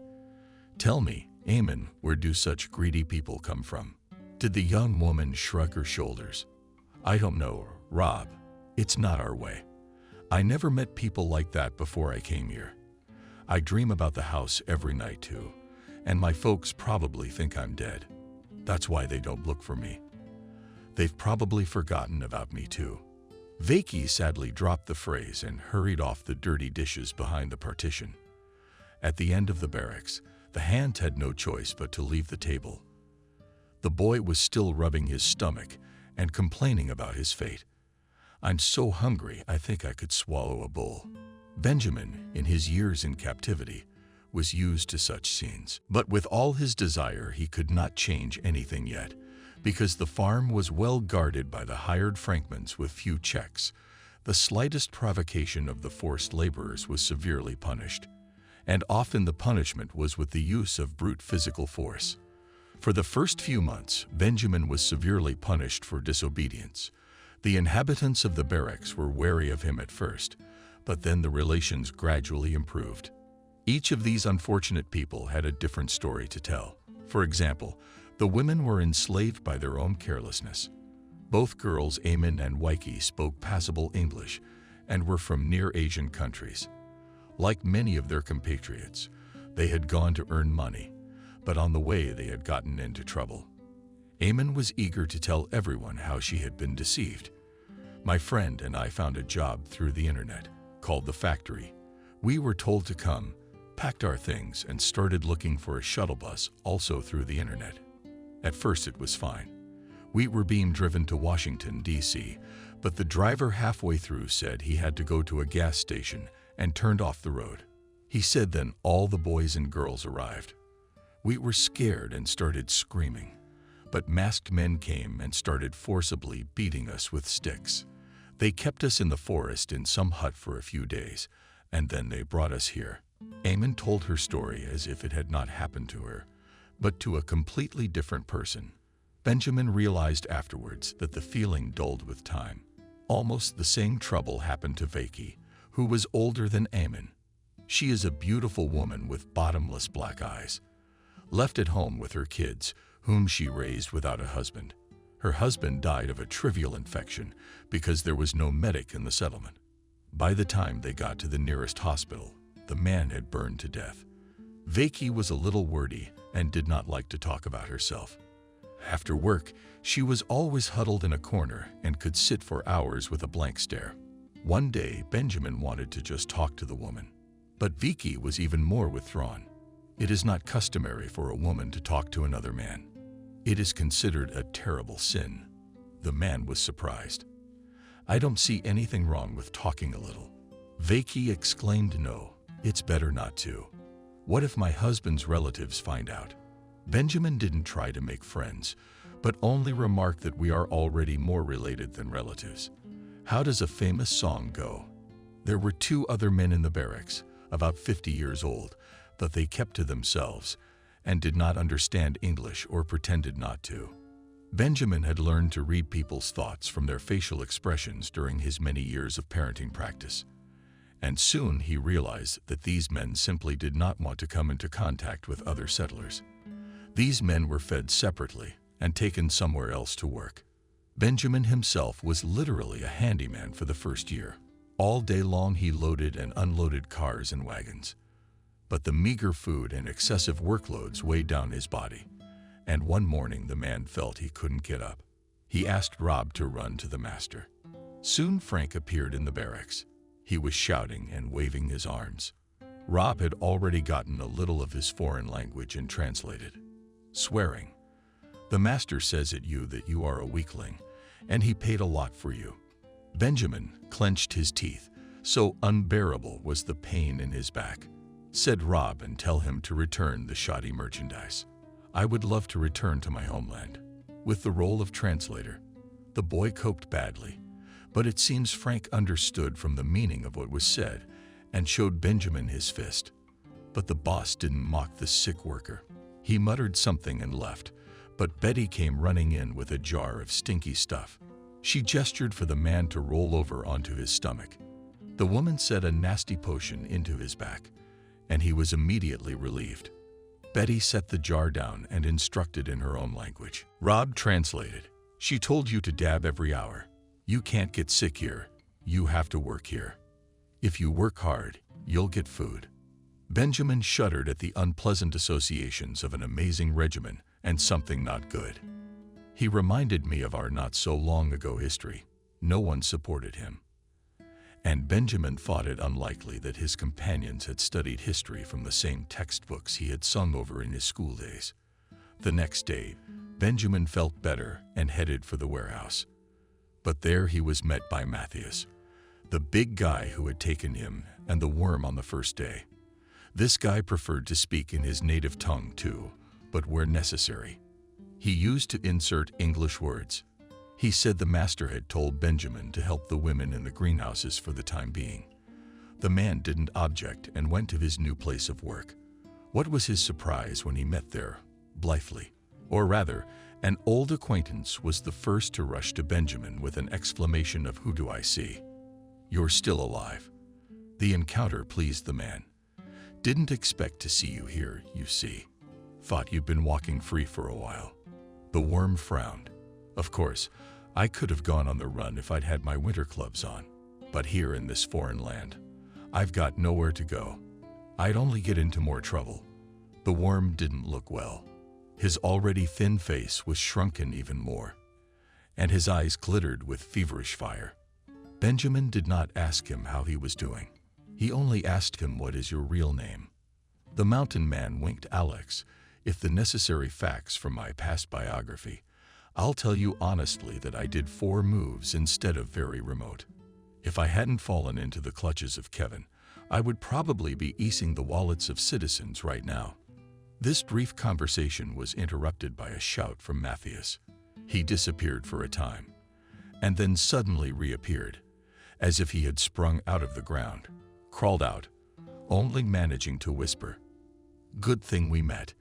It will be easier for the 2 of us to get the hell out of here." For several months, Benjamin worked in the greenhouses and met Alex every day. In addition to Matisse, 2 guards watched over the work of the slaves. But even this tight control did not prevent the men from communicating. They began to think over a plan of liberation, and hope gave them strength. Once in passing, Alex whispered, "I know roughly where we are. It's a short walk to our border. If we managed to get a car, we could slip away." But Benjamin considered this plan redundant because only hired workers were allowed to the garage. They weren't exactly getting away with Alex, the prospect of getting in there. But fate decided to give an unexpected gift. One day it became known that the hard work did not bear the driver, which Frank mercilessly chased all day long. And this trouble happened just before Sunday, when Frank and his wife were taking their goods to the market. It should be said that there was always a long queue at their counter, because natural products were in great demand. Sometimes, the owner took 2 cars to the market. Such a need arose when there was a lot of goods. So it happened that Sunday, Frank himself drove 1 car, and the second one was loaded to the brim, but without a chauffeur. Benjamin was just transporting sacks of approvals from the warehouse to the greenhouse. Noticing the confusion of the Lay family, he volunteered to help. "If you have difficulties, Mr. Frank, I can deliver the goods to the market." The landlord nodded his head often and unexpectedly. Benjamin realized that this chicken buy without translation understands English speech, but it was not his position to find out the peculiarities of communication.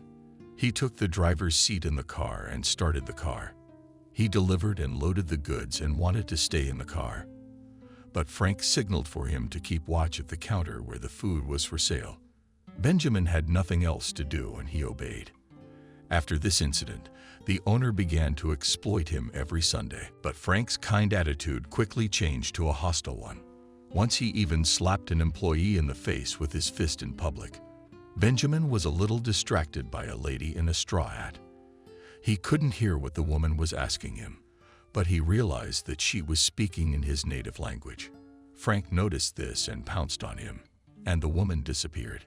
Benjamin endured humiliation and beatings, only for one purpose, to break free. He saw her very rarely now, but he had an assistant he could trust. Rob made regular visits to the greenhouse and gave the sheet the information it needed. There was one vulnerable spot in the almost completely polished plank. Every evening, Frank took not only the keys to the cars, but also locked the garage on 2 additional locks to get into the metal structure in any other way was impossible. But Benjamin was used to difficulties. After all, they ordered the character. An inner voice told him that his involuntary captivity would soon be over. This thought was suggested to him by the strange question of the frame. "Uncle Ben, when we are free, will you go to your house?" The man was taken aback. "Of course, and you'll find your folks too." Tears glistened in the boy's eyes. "I won't. I don't know where to find them. And besides, there were no relatives of mine in that camp." "How did you end up there?" "I don't know. I guess I was a stray or a drop-off. So I thought I'd better stay here. The heat's bad, but you can still get something to eat every day." The boy's confession turned the man's heart upside down. He didn't promise him anything, but he thought he was obliged to take care of him. The opportunity came quite unexpectedly. Betty was ill.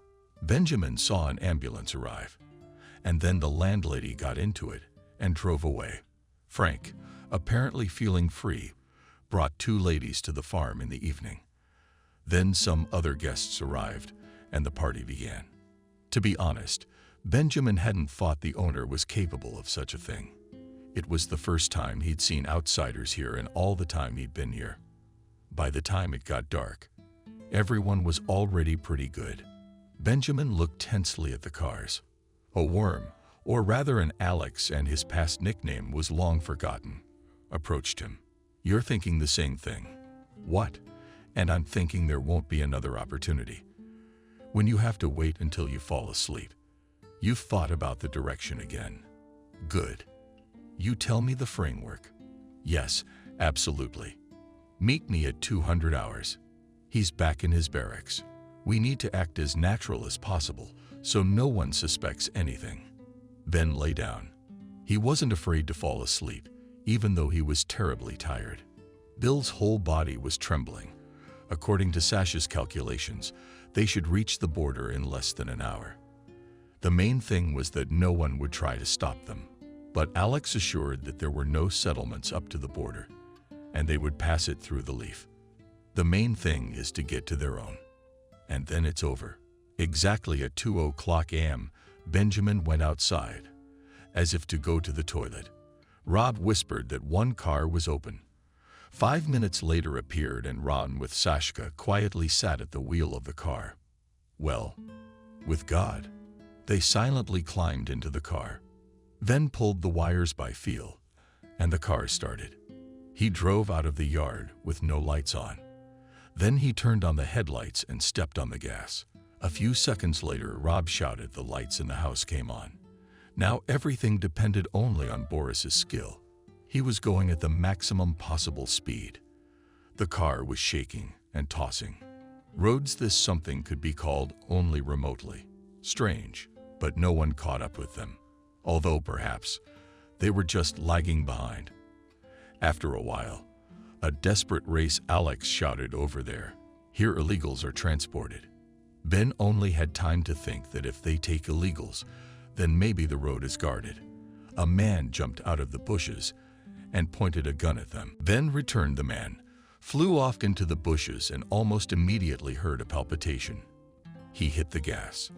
There were some posts up ahead. Ben, not slowing down, passed the place and shouted, Alex. Rob skipped. Rob immediately said Alex won't answer anymore.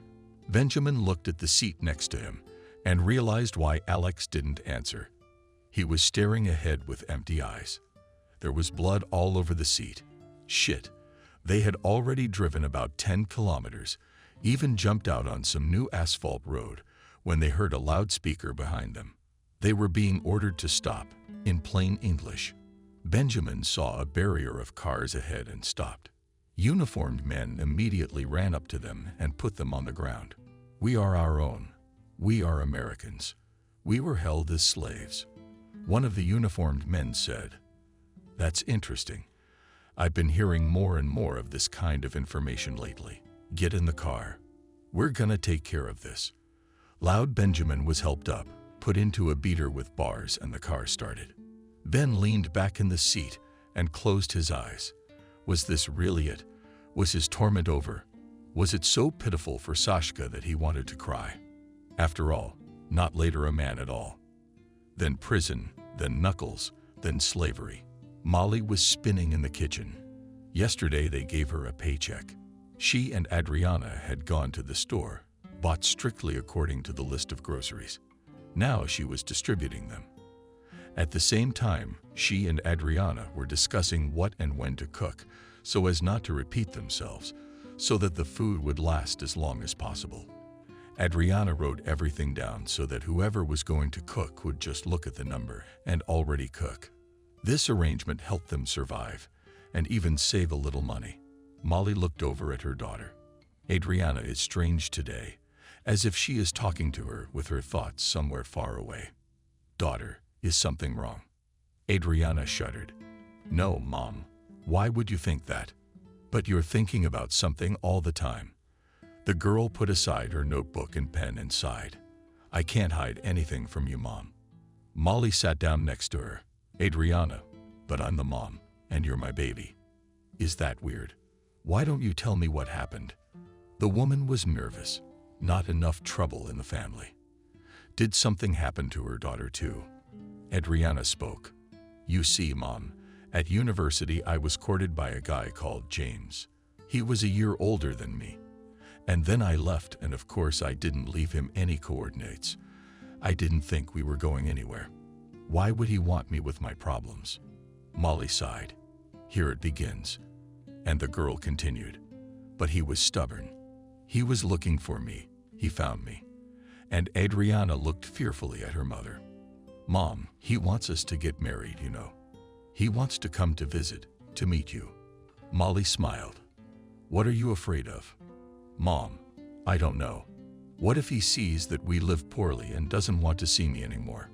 Molly sighed. You will want to see him. After that, Adriana stretched out. No, of course not. Do you think we should give it a try? Call your James. I'll set it up. Go to the parlor. Take it from there. You make the stuffing while you're at it. Have him come over around 8 o'clock tonight. That's when the boys will be here. Let him meet them all at once." Adriana blushed. "Mom, I'm so worried for some reason." Molly put her arms around her and held her close. "It's okay, daughter." "Mommy, what about Daddy? We're gonna find Daddy. I can feel it." That evening, everyone in the house was in high spirits. Even Ben and Jack were in a good mood, trying not to yell, not to fight. It had been a long time since we'd had such an atmosphere. James turned out to be a tall, athletic-looking young man. Molly liked him because he had a completely open mind. The guy handed Molly and her a bouquet of flowers and Adriana a cake. Molly almost cried. Ben had always had money, hadn't on all the holidays given her flowers. It had been over 4 years since she had gotten them. "Come, James, meet our family." James gave Mike, Ben, and Jack a startled new look. Then he turned to Adriana. "You didn't tell me you had 3 brothers. That's so great. I'm the only one in the family. And I really missed having a brother or sister." Not even a playmate for Mike, who had been staring tensely at the guests. He smiled with relief. "But what? Do we know how to play?" He threw a quick glance at the twins. The evening had gone splendidly. James, saying goodbye, asked Molly if I could come with my father. "That's kind of the way it's supposed to be." Molly smiled. "Yes, James, you can. Let's do it on Sunday." The thought of having absolutely no money for the wedding was already bouncing around in the woman's head. But her daughter is so happy. Molly is bound to think of something. She's already learned to find a way out of any situation. She'll find a way now. If Ben was with them. When the guy left, Molly asked her daughter Adriana, and James said with her father and mom. "Oh, and his mom died just 3 years ago. That's a shame." The time until Sunday flew by faster than she thought it would. She'd asked to be in the parlor early, promising she'd run out before the workday started to clean up, and set about setting the table. Of course, it had taken a splurge and would have to stretch what was left over in some incredible way. But Molly tried not to think about that right now. Adriana, when Molly asked about where her father worked, was confused and said, "Mom, I don't know. James doesn't talk about him much. I didn't ask. I've been there a couple times, but his dad's always at work." "Oh, you're so full of it. What's wrong with that? I'm marrying James, not his dad." They were just finishing setting the table. When the doorbell rang, Adriana rushed to open the door. Molly suddenly froze. The TV screen was showing footage of criminals being apprehended for trespassing. She wouldn't have paid much attention if it hadn't been for the announcer's words. The detainees claimed to have been in slavery in a neighboring country. Then came the footage of the detention itself, and the woman suddenly screamed "Ben" and immediately fell to the floor. Adriana ran in from the hallway, and the boys came running out of the room. "Mom, what's wrong?" Molly saw James and his father. "It's you. What's your timing?" James's father turned out to be the same major. Molly was angry with him for his inaction, but was glad it had worked out that way. The major is James' father. He would definitely help them now. One of the men shown looked like Benjamin. She was sure it was him, almost certain. After a while, they were all sitting around the table. The discussion of the wedding had somehow taken a back seat. Adriana was pacing around the room, and Molly was staring at one point. Everyone waited tensely while Mike and James did something on the computer. Anthony was waiting too. Finally, Mike exclaimed, "They found it." He turned the monitor toward them, and the screen flashed the footage of the show in which Molly had seen her husband. Everyone looked at the monitor. The detainees appeared. Mike stopped the broadcast and zoomed in a little on the photo. Adriana whispered. Molly's dad was silently crying. There was silence for a while. Finally, Molly turned to Father James. "Tell me what to do. I have to go there." He shook his head. "No one will let you in. It's a zone." On the other hand, If word of slavery holds true, then he'll be transferred. You know what? You'll be in touch, and I'll pull up the paperwork at work, look it over, get in touch with my coworkers. Molly nodded. And I'll go anyway. But I'll wait until you tell me something. Day 2 passed. Molly couldn't find a place to go. She longed to go to Benjamin, but she realized it was far away. What if he'd been moved somewhere else? She'd arrive, and he'd be gone. Anthony was silent. She called him several times, but each time the man answered she had to wait a little longer. Nothing was clear. Molly realized that something had to be done. The boys were not at all mischievous these days. They watched their mother anxiously. Anthony hung up the phone. That's it. David was taken. Now it was just a matter of doing the little things. Unravel the whole tangle. The major knew that the other slave hostages had also been freed. The authorities couldn't get away with it, and 15 more men had been taken from Frank's farm. Several of them were English. The rest were from neighboring republics. All the programs showed footage of the liberation. All the newspapers were full of headlines. A phone vibrated on the table. It was Molly. Anthony, what's going on? It's been 2 weeks. There's nothing on TV. Where's my husband? Where am I supposed to go? The major looked at his watch. You don't have to go anywhere. No, I'm not going to listen to you anymore. I'll pack up and go right away. I'm coming to your place right now. Molly froze. Is something wrong? Something's happened to Veppy. Don't worry, please. Nothing happened. I'll be right there. The major couldn't tell her anything because Benjamin had asked him to. They had recently spoken on the phone. In a few hours, the man would be home. Anthony stopped by to pick up his son on the way. James, do you have to come with me? Maybe you and Adriana can hold her mother. She's over there packing her bags. Rob looked longingly at the views flying by outside the window. So interesting. Forests, villages, small towns, and it's quite possible his parents live in them somewhere. It was, he realized, of course, that too much time had passed. He didn't remember anyone, and he himself had changed. Rob shifted his gaze to Benjamin. Until 2 days ago, Rob had no idea at all what he was going to do next. Of course, he'd been told they'd help him with something. But Rob realized that help couldn't last forever. And then Benjamin came up to him. What's up, Rob? What are your plans? The guy shrugged. I don't know. I've never really lived for nothing. Alone. Benjamin saw that the boy was confused, depressed. Put his hands on his shoulder. Is that what you're gonna do with me? I'll help you get settled. And my family is big and friendly. We won't let you go to waste. My son will be a little younger than you, so don't lose heart. Rob was happy at first, but then he thought, why should he disturb people who were strangers to him? He decided he'd stay a couple days, and then he'd leave. But Benjamin didn't say anything. Molly was really running around the house. There was a bag in the middle of the room, and she was throwing things in it. Mike followed her. Mom, where are you going? You don't understand. You don't understand, Mike. Something's happened to Daddy. 2 weeks. I can't get in touch with him.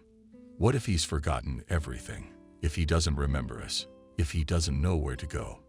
But don't talk nonsense, Anthony would say. He doesn't say anything. It's like he's hiding something from me. And you, Adriana, you could ask him in the family way. Mom's got Mike again. Mom, what are you saying? Did you scare the boys? Molly sat down on the couch and cried. She was so tired of waiting, of the unknown. What am I going to do? The doorbell rang. Adriana rushed to open it. Anthony and James entered the room. Molly, why won't you listen to me? How many times? How long can I listen to you? She raised her tearful eyes to the man. You're not telling me anything good. I'll go and find out for myself. You don't have to go anywhere. Molly jumped up. I don't even want to listen to you anymore.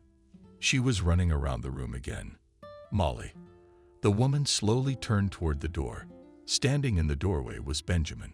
Thin and aged, but her dear Benjamin. She screamed and threw herself around his neck.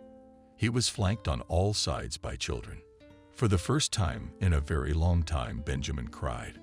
Rob stood a little aside so as not to disturb them, and he was in tears himself. Adriana noticed the guys in the dark hallway first. She stared at him in surprise, and then panted. It was as Benjamin noticed the daughter's confusion. He, hugging Molly tightly, said, "Meet Rob. This is Rob. He and I were there together. Rob, nobody's here. Molly is a welcoming hostess." She pulled herself together and said, "Rob, come in, please." Then she stopped smiling. Benjamin got worried. "You're looking at him like he's a ghost." Benjamin didn't understand anything, and his boys were staring at Rob with their mouths hanging open. Adriana woke up first. She turned to Anthony and James and said, "Rob, come here. You're about to understand." Rob took a confused step forward and froze in the room. A guy was standing there looking at him. Rob realized that he and the guy were just a reflection of each other. Only the hair cut his wife's hair differently and the clothes. He turned to Benjamin as if looking for support, and then everyone looked at Anthony. He was sitting pale, holding his chest. "No way." Adriana went for Valerian. Molly helped Anatoly onto the couch, undid the top buttons of his shirt. Everyone realized that only Anthony could clarify anything. James was pale too. He didn't know what to think at all. When the major held on a little, he spoke. "Mom spent her whole life looking for you in the moment. So I stopped hoping you were alive a year after you went missing." James slumped down in his chair. "Dad, you mean Rob, don't you?" "James seems to think so, yes. You were little. Don't you remember anything? We had twins. You were always pining because you wanted a brother or sister. Actually, you were pining for your soulmate. They say twins can't be separated. It happened when you were 3. We were walking in the park. I went out to get a drink, and you kept running away from your mother. While she was catching you, your brother was running away. At some point, she turned around. Was your name Andrew?" "Andrew, no. I was already on the force then, and I couldn't do anything." Mom blamed her whole life, blamed herself, and she was quietly going crazy. She couldn't take it. Her heart stopped beating. 3 years ago, the longing ate it away. There was silence in the room. Ron couldn't even speak. "So it turns out he has a family after all," Anthony continued. "After 3 years, we moved to another city. But I was still always trying to do something. It was just so hard on my mom. She spent all her time in that park. I was afraid of losing her." Anthony stood up, walked over to Rob. He stared at him for a long moment, then hugged him tightly. A second later, James came up to them. There they stood, the 3 of them hugging each other and all 3 of them crying. Anthony turned to Molly and Benjamin. "You'll have to excuse us. We'll go and get our son and go. There's a lot to do now. We have to do the paperwork, rebuild the investigation, reopen. We'll go." Molly nodded, and the major took Rob's hand firmly in his. "Well, Sonny home. It's been 6 months. Mommy's daddy. How I smile at you. Benjamin, you're the most beautiful girl in the whole world." Molly stood hugging her husband and admiring her daughter too. Adriana twirled in front of the mirror in her wedding dress. Benjamin had been heavily compensated, and he said his daughter would have the real fancy wedding. Helen literally burst into the room. "Adriana's friend, and a witness at the wedding. All your neighbors are gathered at the driveway, and they're going to ransom Adriana." Benjamin laughed. "Well, that's good. My daughter is worth a lot." Adriana got worried. She should call, warn them. But Helen snorted. "Why not? Let them work it out for themselves." Benjamin laughed. "Don't worry. Rob would fool any crowd that way. Not only will they let them through, but they'll pay for it." Helen blushed, which did not escape Molly's gaze. She threw an understanding look at her husband and gave him a gentle push. "Something tells me another wedding is just around the corner." Helen heard Molly's words and became a whole new person. There was no telling how the conversation would have ended, but the boys came running into the apartment. Adriana looked fearfully at Molly's mother and hugged her. "What are you doing?" "Oh, Mom, I don't know. Everything will be fine. Don't worry." The loud voice was heard through the open windows. Every now and then those in the yard laughed. Adriana relaxed a little. Life was a very strange thing after all. Rob lived almost all the time as an unknown person, and now she couldn't imagine that James didn't have a brother. He fit in so well, it was like he was just going away for a little while. James told her that the next day they drove to the cemetery to visit his mother. Rob cried for a long time. There he sat on his knees by the grave. Now Rob was studying hard so that he could get his school certificate and go straight to school. Anthony had managed to arrange that Rob would just pass the exams, and he would be given a certificate. Adriana and James tried to help him. Many voices were heard in the hallway. James entered the room in a suit. He looked at Adriana and gasped. "Wow, why didn't you tell me you were so beautiful? Do I have to keep you in a burqa now?" She laughed. "No, I don't. I'm only going to look at you." Rob stepped in. "We're twins, and we're supposed to be the same. Someone should be looking at me too." He turned around. "And where's my witness?" Helen ran into the room to see if her makeup was okay. She spent 3 hours at the beauty parlor today. She came out when Rob called her, looked at him embarrassed. "Hello." Rob whistled. "Wow. I, on the other hand, would agree to have a beauty like that looking at me at all times." Helen flared up. Rob took her hand gently. "I'll be looking after the bride tonight. It's out of rank, but I won't let you out of my sight. Not to be taken away." Molly listened to the registrar's words and thought that life was unpredictable. Her husband was paying for someone else's sins. She was paying the price. They were all having a hard time. But if all that hadn't happened, Rob wouldn't have found his family. Anthony, son, it's all so interconnected. Rob had to cross paths with Benjamin, and Anatoly and his wife to move to this very city, and Adriana managed to get acquainted not only with the son of the major, but also with the father of the loud ones. "I declare you husband and wife." Molly got up, wiped at the running tears, looked at Mike, who was also with his girlfriend today. Here comes the start of her babies flying out of the house. Benjamin hugged her. "Don't be sad, my good ones too. Jack and Ben are still with us, and then the grandchildren will come." Molly smiled. "How do you know what I'm thinking?" "I know everything because I love you so much, and then there I knew for sure that you and I would meet."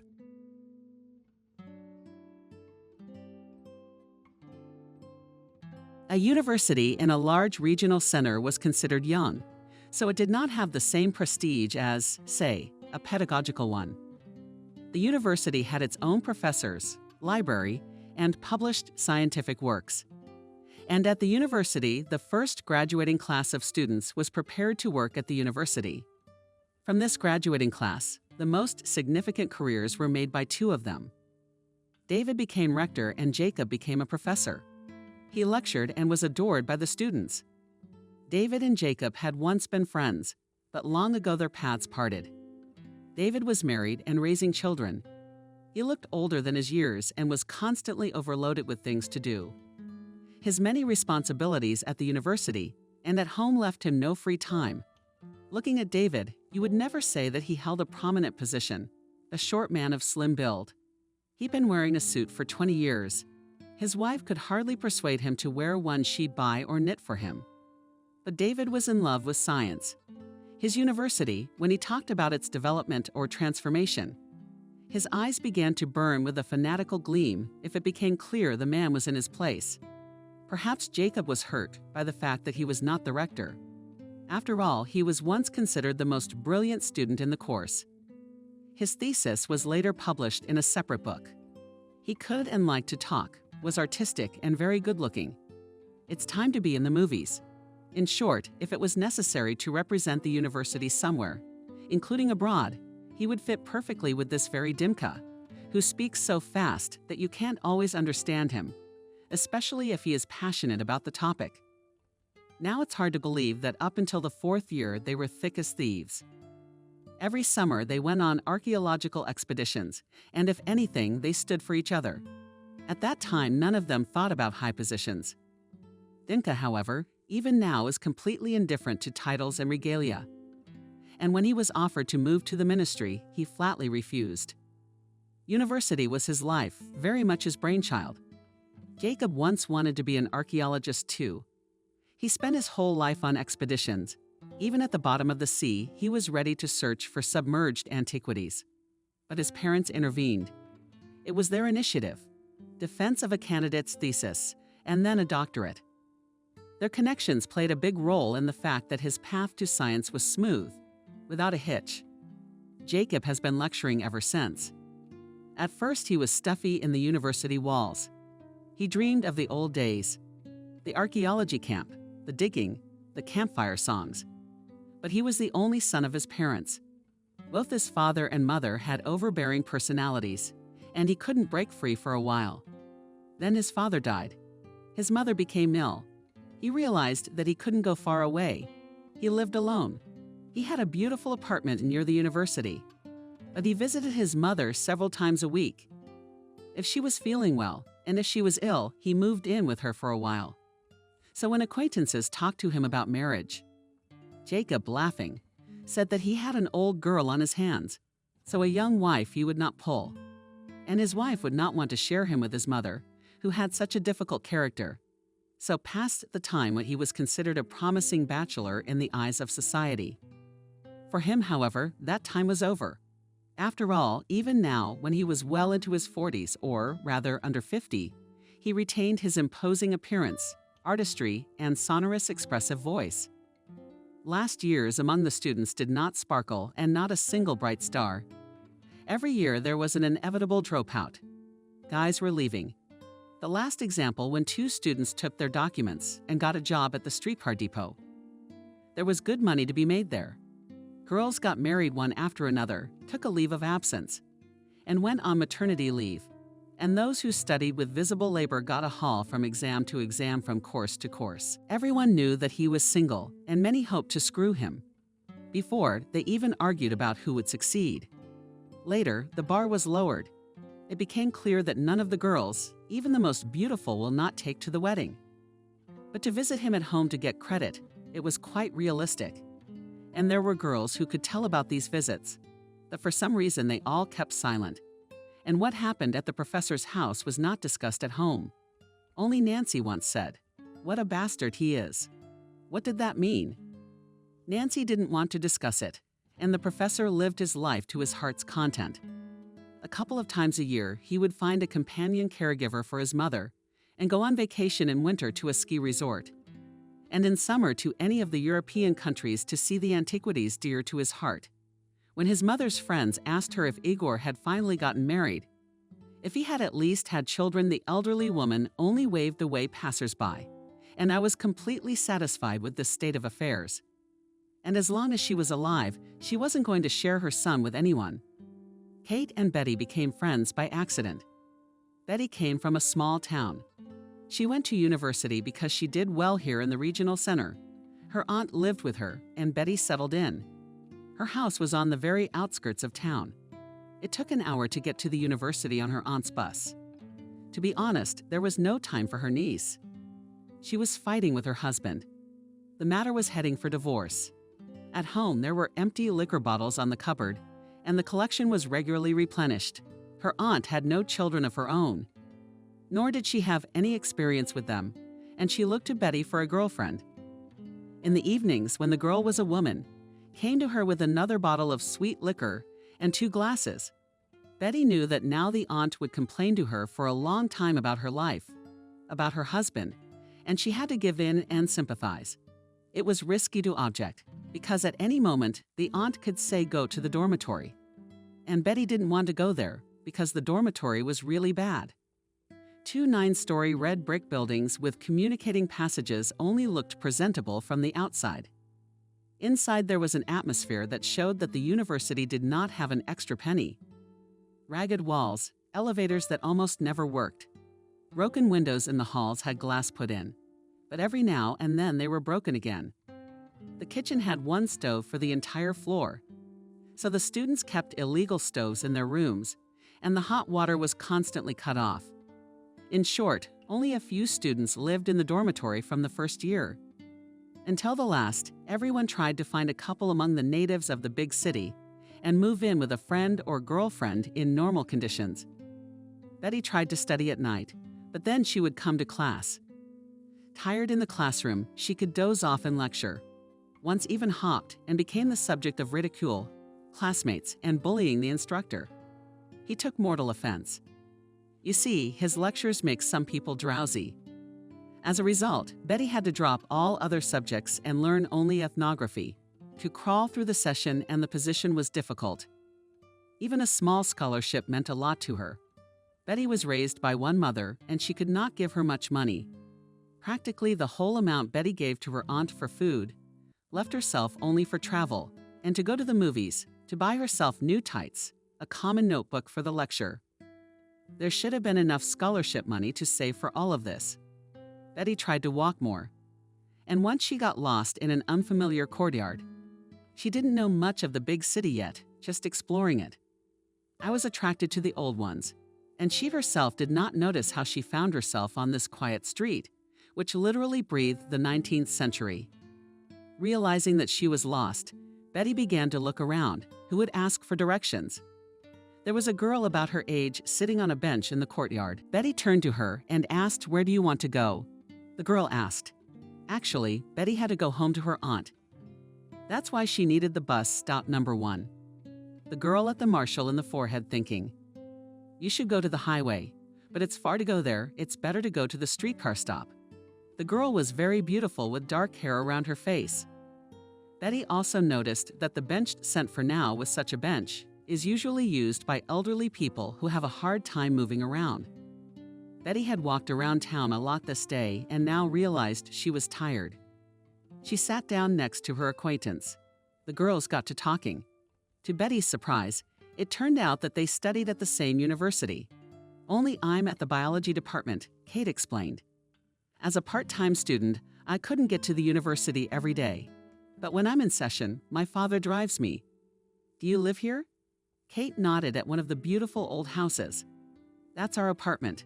Lucky you," Betty said. But it was obvious that her envy was light, as they say, white. "Would you try our dorm? The elevator worked 3 days a year maybe. And I live on the 9th floor. I couldn't get up there." Kate laughed. "We also have mice and even rats." Betty chimed in. "Recently a mouse ran right into the middle of the room during the day." "Wow. I thought I was having a glitch. I used to live in the wrong place," said Kate. "Way out in the middle of nowhere.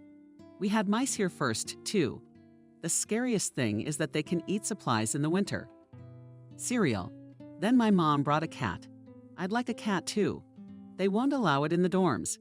We're strict about pets. Although I know the girls on the 7th floor have a canary. Well, or rather, kinder, and they call him General Secretary in honor of the head of the group," sighed Betty. The girls chatted. It was only when she started blowing her nose that Betty remembered she had to leave. "And you're not around much." You could hear the regret in Kate's voice. "If you're ever in the area, stop by. Everyone says college is the golden age." "I don't have any girlfriends." Kate rose to her feet, and Betty noticed that she was moving with great difficulty, heavy on the stick. She didn't bother to ask what was wrong. Maybe Kate is uncomfortable talking about it, but the girl explained the oldest injury. "Maybe if they had operated right away, it would be better now, but there was no opportunity. My dad keeps threatening to send me abroad. They say they'll do the operation there. I'll be able to fly like a butterfly." Betty sighed, and Kate's dad was lucky too. She'd never even been to the sea herself. From then on, Betty, if she made it downtown and herself to the regional library, she was often needed. She always looked into a familiar courtyard and often stood Kate there. The girls chatted about everything in the world. Betty admitted that studying was not easy for her. She was an excellent student at school, but there were so many new subjects at once. To prepare for seminars, you have to sit in the reading room, work with sources, then at bus stops to catch the last bus. And the scariest thing is to get home in dark courtyards. Even the lights are not always on there. I walk with a flashlight. "Where do you want to go later?" Kate asked. I'd sooner finish the institute and come home. I only have my mom. I miss her. The other girls don't understand me. No one wants to leave here. It's a big city. So many opportunities. They just want to get married, that's all. You haven't fallen in love with anyone here? Kate asked. None of the boys seem to be paying attention to me. There's this one teacher, you know, the star of the screen. Well, she's hoping he'll fall in love with me. That's ridiculous. What if he does? Kate asked slyly. No. But if you go abroad, you could have an affair with some rich foreigner. Are you that pretty? Betty shook his head. I need to heal first. You know, I don't even think about it. I don't even think about it. I want to wander through the woods to our southern lakes, Kate said soberly. Her face became dreamy, but she did not continue the subject, and Betty learned nothing new about her friend. It was only during the session in absentia that she was amazed to see Kate, leaning on a stick, getting out of such a familiar car. Did David bring it to you himself? After a moment, she asked. Of course, I'm his daughter. Kate looked at her in surprise. Didn't you know? I never mentioned it. Well, I didn't have to. Yeah, I hardly ever see my dad. He's always away at work. So it's pretty much just me and my mom. Kate tried to walk so that she was as little visible as possible, but she wasn't very good at it. Nevertheless, she passed the session with flying colors. And not because she was the rector's own daughter. Kate studied with passion and had a memory, which in common parlance is called a photographic page of textbooks. She memorized and retold them verbatim. What she regretted most was that she would not be able to go with the other students on the internship. Kate had only to listen to their enthusiastic stories when they returned. Betty was not doing so well. She couldn't pass her exams and was in danger of not being admitted to the exams. She approached David with mixed feelings. First of all, she really needed his signature on the credit books. And secondly, she seemed to be terribly afraid of the professor. But deep down, she knew what that meant. Betty was in love with him. Betty and Lucky. Jacob was in the office alone sorting through some papers. Usually he was always surrounded by students. Betty approached so timidly that if she had seen herself from the outside, she would have remembered a yard dog determined to enter the house. What did you want? Jacob asked. Without raising her eyes, you can stop talking about Betty. The professor looked at the girl ironically and at the same time evaluating. Betty was not bad at all, medium height with a good figure. Golden red, curly hair falling below her shoulders. Her eyes were a big green. The only thing that spoiled her was her unclean complexion. Betty tried to scrounge up the money for a beautician for treatments. But it rarely worked, and it didn't help much. Jacob sighed. What took you so long? It's Friday. Your exams start next week. Until the credits are closed, you won't even be allowed to take the first one. I know. And why did you do so poorly in my subject? Betty could have told me that she had her work cut out for her other credits. Jacob was hoping to cheat. He often gave students such a party, handed out assignments, and left the room. But it didn't work this time. What do you suggest we do? Betty stood signing that we were, after all, hard to sign, saying something like, hopefully next semester you will live up to my trust and get credit, not the exam. It's out there hesitating whether to give a 3 or a 4. Professors know a student's scholarship is hanging by a thread for the next 6 months. One word counts, and that's it. Prepare and come see me tomorrow, Jacob said. 7 o'clock. I'll write down the address. This was something Betty couldn't imagine. She just clapped her eyes shut. At recess, she couldn't stand it. Shared a student with me. Immediately learned a lot of racy details. It turns out, only from their course. Several girls have already been to Jacob credits and good grades on exams they received. Annotation that went as an appendix. No one complained. He's a real master. The girlfriend enlightened, almost out of envy. You'll like it too. Now Betty was sure that getting ready meant putting on nice lingerie. And things like that. She was going to the professor like a bride to a wedding. Even Auntie noticed you were on a date or something? She asked. Kind of vaguely answered Betty with a little lipstick. Look here, I won't let you drive anyone, Auntie warned. And then wished for details. Who's the boy? Where's he from? Is he from the city or from out of town? Whether it's serious, Betty said without giving it much thought. Her cheeks flushed. She spritzed herself once more with perfume and grabbed her purse. Late for the cab. She couldn't afford one, and it took 2 transfers to get to the professor's house. How many thoughts rattled around in her head as she hesitated to press the call button. When Jacob opened the door, she was unable from excitement to say even hello. To her amazement, his appearance was far from romantic. He didn't resemble a man about to flirt with a girl at all. He rubbed his face with his hands as he made his way into the living room. Our big room was a mess right now. Lena looked as if the owner hadn't gotten her hands on it in a long time. Stacks of books everywhere, some papers, notes on the windowsill. The dust from the TV smelled like a cat. Betty turned up her nose. She wasn't wrong. Her aunt's cat litter box smells just like it. And the creep saw that there was a newspaper with a program on the TV. Used it for its intended purpose. Jacob shared. He slipped Betty a sheet of printed questions. Answer these 2. You'll get credit. While you're studying, call me. Then Betty stayed in the room greedily perplexed and confused. After a few minutes, she recovered enough to think about the assignment. She began scribbling answers on papers. There was no one in the way of cheating. Finishing, Betty waited for a while. The professor wasn't coming. She tried clicking him, but it came out softly, and he probably didn't hear. So she got up and wandered around the house, hoping to find him. He slept in the small room on the couch with a book. He must have thought he'd dozed off for a few minutes, but he fell soundly asleep. The book had fallen on his chest. Jacob himself reminded Betty of a not young boy and began to feel sorry for him.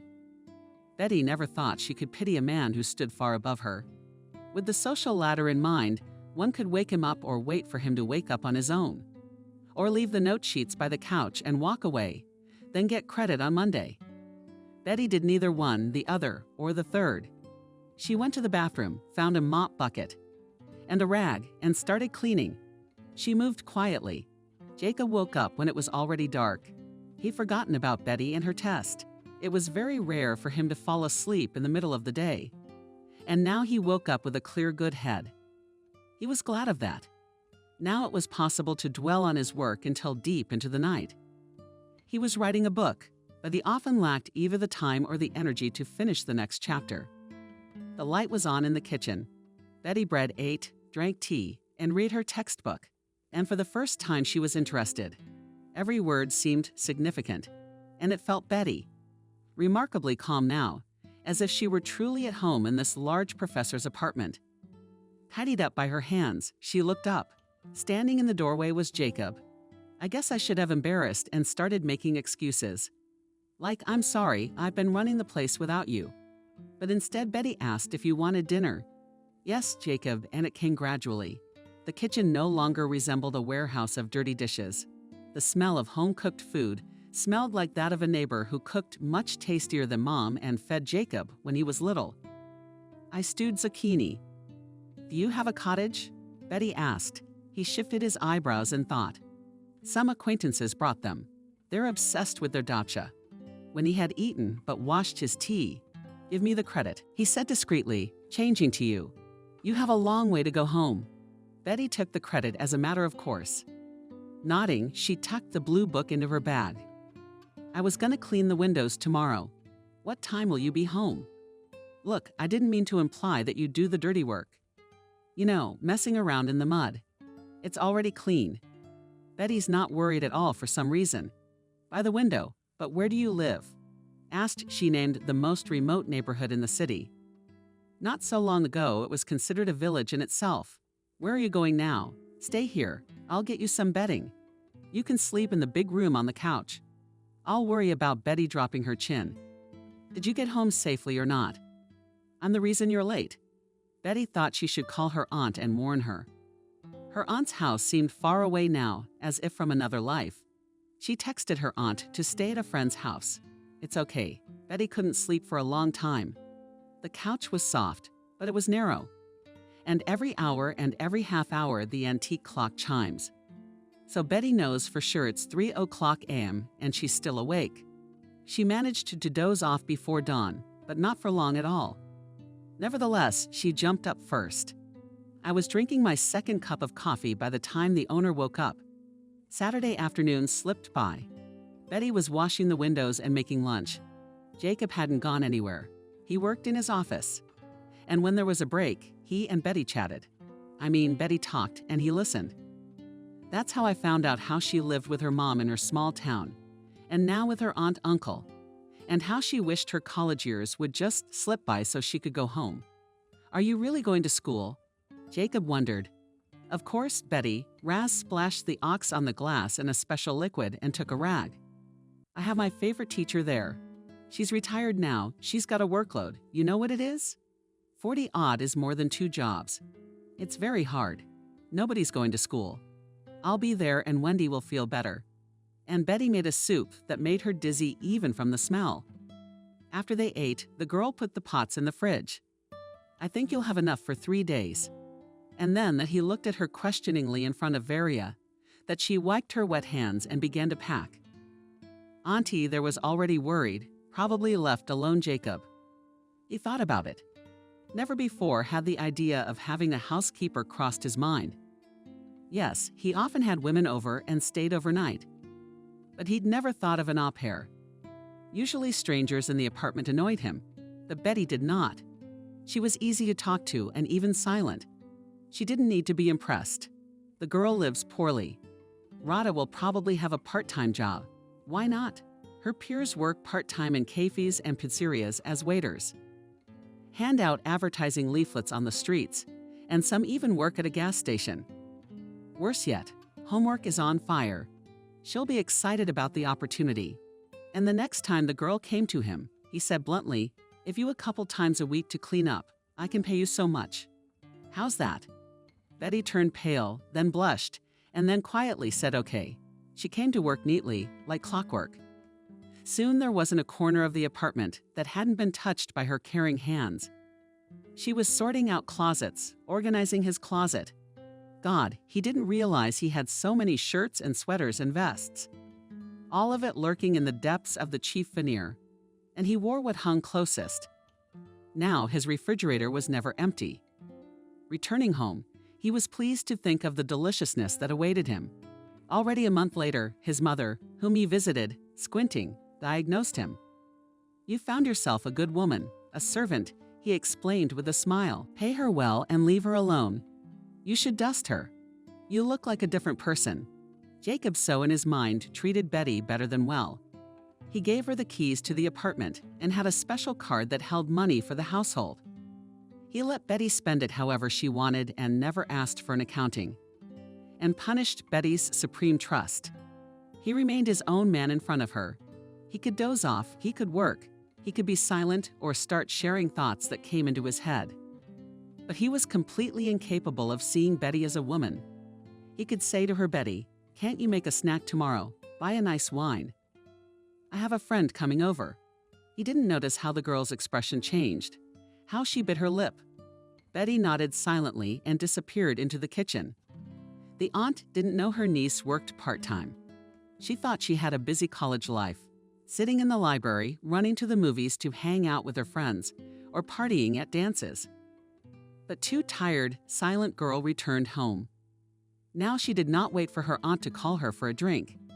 She often offered to sit down herself, and when her aunt poured her a second, and then a third glass, she didn't refuse. They say that love changes a man for the better. At any rate, his eyes began to burn. Betty's eyes became tense and anxious, like she'd been waiting for something all along, and she didn't see her friends at all. Not even Kate, whom she loved very much. There was no time to drop in. Christmas was approaching. Betty knew her mom was waiting for her, counting the days until the winter session was over. But Betty invariably managed to make it out for the holiday itself. She and her mom never went anywhere. Like most people thought Christmas was a family affair, and there was never a penny to spare. They set the table for 2. Mom cooked a specialty dinner that smelled good. It made the whole neighborhood drool. We celebrated Christmas, local time. We went to bed almost as soon as the concert started. Woke up late. We ate out of the fridge, just like everybody else. And we were sure to shout out money to each other for presents. Betty managed to save up for her mom's gold ring last year. It seemed easy to do without jewelry, but her mother had been used to denying herself everything all her life. And her daughter wanted to pamper her. So Mom bought Betty a set of cosmetics. She looked at it, leafing through the catalog, but she couldn't even think of spending such a sum. This year, too, Betty was going to be going home at least the morning of December 31. Jacob would probably not want to settle for hawkers for the holiday. Obviously, he had restaurants or some new girl planned for the holiday. Betty, not to suffer, it's best not to see it. But just before New Year's Eve, the professor got sick. Usually the flu would hit their town in February and recede in March with the cold. But there was no doubt about it. Jacob had caught the flu. High fever, bone-chunky sore eyes. Classic picture, sure you better not come to me, said the professor on the phone to his assistant. Who's after you? What about you alone? The girl was confused. Still wasn't going to go anywhere. Perhaps he was lying. But Betty imagined the picture of a sick man, who no one needs in the literal sense of the word. No one to pour water for him or call an ambulance if he needed it. All his girlfriends had scattered, of course. She sat her lip down. That same day, she called home.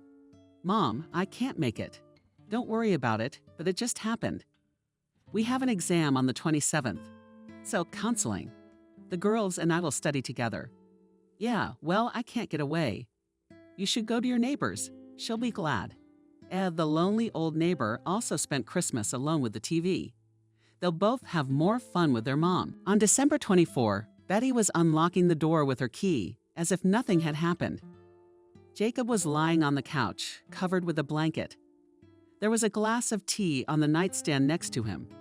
The professor looked most unhappy. At the same time, he was very surprised to see her. But I told you to put it in the corridor and go away. I'm very grateful to you, but I don't want you to get sick. I won't get sick, said Betty firmly, though she didn't feel any confidence.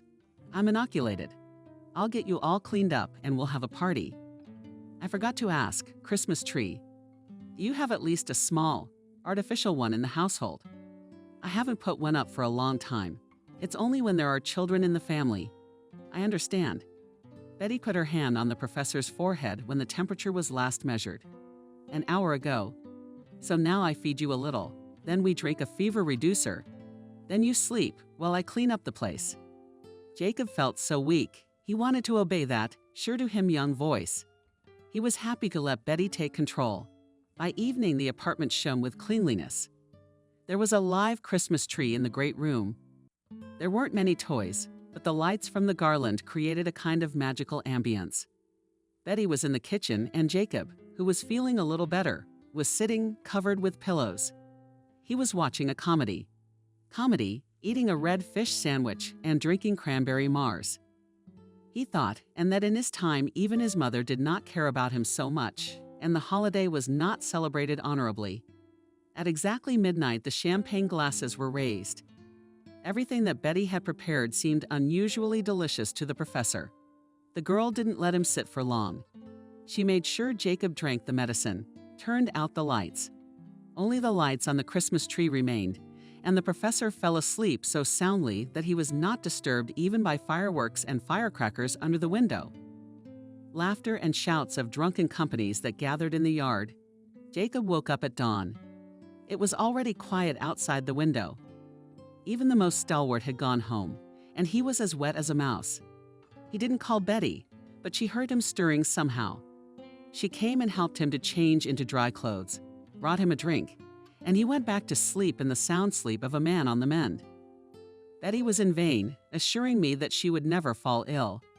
The flu had caught up with her, and now it was the professor's turn to take care of his assistant. He's not letting her go anywhere. You want to infect your mom or your aunt? Stay here. I can't get infected. I'm immune. I'll call a doctor and we'll be back on our feet in no time. They ended up spending New Year's Eve together. Jacob helped Betty study for her exams. All moral barriers melted away during that time, and the girl had never felt so happy. The professor, when he saw the gift to the girl, it was a book he wanted to have, but the price made him wave away the purchase. Betty, did you get the inheritance? Saying that, he realized that the joke wasn't quite right. The girl only had her mom, and losing her would be a tragedy for Betty. Well, I was going to say, did you rob a bank just to save up? Betty jerked his shoulder, showing that the problem wasn't worth the attention. Of the money I gave you, you didn't spend any of it on yourself. I couldn't take money from myself to look after you for a fee. She stabbed his shoulder and he hugged her gently. Betty only came home for the last few days of the vacation. She could see that her mother missed her very much and was sad that she would have to be separated again soon. But looking at her daughter closely, she said, "I've never seen you so happy. God willing." Apparently, Mommy was on to something. Aunt Betty said she would be staying with a friend from the new semester. The old woman was pleased. "That's right. You'll be better off with a friend, going to classes, dancing, and talking together. And it's a long way from my university to yours. Good for you for making that decision." The only person Betty told the whole truth about the blockade. The girl herself couldn't give herself a reason why she decided to open up to her. Kate was not just calm, serious. There was a kind of inner strength in her. Betty had never heard her friend lose her temper, become indignant. Betty explained the mutilation. Kate had been through too much. Right now, Kate only said, "You didn't ask what his plans were?" "No," Betty answered. "How can I influence anything? Who am I around him?" The corner of Kate's mouth twitched a little, but Betty knew her friend too well to see it as mockery. "I think he wants us to go away together this summer." Betty remembered. "He said he never vacationed in Russia. He said I should get a passport too. He talked me into leaving uni." What did Betty think she was listening to? "I know the story from my father, but I gave my word not to discuss it with anyone. I'm sorry, I can't even tell you. But Kate, please, please," Betty begged. "You realize no one cares as much as I do, but I promised. All I can say is if you tell Jacob to go somewhere by the sea where archaeologists are digging, he'll be much happier than he is now." It's like her idea convinced him it wasn't too late. But Betty let her friend's words pass her ears. Kate obviously doesn't get it. Jacob has everything here: an apartment, a job, status, students, an elderly mom who is unlikely to be able to move. In short, the tree has grown all its roots into the soil here. How could it be uprooted in February when spring was in the air and the days were getting longer? Betty realized she was pregnant. Later, she didn't know why she decided to hide it for a while. The fact that she was going to have a child was a joy to her. Everything was going to be okay now. Jacob said himself that his life had begun to change. When Betty came in to sign or not, it didn't matter. But no one had ever given Jacob a gift like she would. She decided to confess to him on his birthday. The pregnancy had been very easy for her. There was no nausea or dizziness. More often than usual, she wanted to sleep, and the smell of peppermint was maddeningly annoying. That's all, and she looked better. Her face, on which she had previously had to put so much abnormal cream, became clean and smooth. She put on a little weight. Her look became calm and confident. Thanks to Jacob, she was now well dressed and had been out and about more than once. Betty was catching interested glances from men. At the university, she didn't tell anyone about her affair. If the girls noticed that she was no longer rushing to the bus stop to go to her aunt's house in a distant neighborhood, Betty said that she was now living in an apartment. Nevertheless, the affair was soon made known on the course. But Betty behaved in such a way that she was not allowed to ask questions, and gradually the fellow students backed off. No one took Betty's relationship with Jacob as anything serious. Once it became known that Betty was invited to the professor as a cleaner, and the girls concluded that the professor had successfully arranged a free servant, plus intimate services. Very convenient. But of course, none of this would last long. Too plain and unassuming. Betty for a man like Jacob. If he ever marries, then certainly not to such and classmates. Talking to Betty, pretended not to know anything. Yes, the anniversary was far away, but Jacob could not make his birthday go unnoticed. It was customary to bring champagne and hors d'oeuvres to the university department, to treat colleagues, to accept congratulations. And the professor kept the most expensive wine in his office in case of important guests. The rector also stopped by on this day, but it wasn't worth spending a collector's French wine on David. He did not know anything about drinks and preferred a shot of white wine, and occasionally on special occasions. Actually, his doctors had forbidden it. A stomach ulcer. Alcohol was to be avoided. At home, Jacob told Betty, "I didn't want you to bother.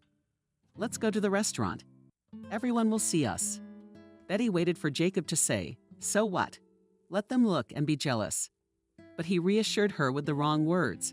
"It's a small restaurant, very quiet. We'll rent an office. I'm sure no one will notice." Betty put on a new dress, blue, velvet. I guess her fellow students aren't adorable. They'd share one of these. They'd say it was old-fashioned. But Betty wasn't much of a fashionista, even though she now had the opportunity to dress well. She found the dress very pretty, and the pearl earrings she'd chosen for the day were nice too. Before leaving them alone, the waiter lit a candle on the table. Jacob had placed the order himself. He knew Betty wasn't versed in fine cuisine, and the names of the dishes didn't mean anything to her, but he decided to treat a Cinderella. "You're probably wondering why I didn't get you anything?" said Betty, and looking at Jacob with loving eyes. "Yes, I have everything in the world. I don't want you to cut yourself any slack." "Well, let's just say it's not everything in the world. Anyway, I wanted to tell you." She winced for a few seconds, and then he got her news, hung up the silence.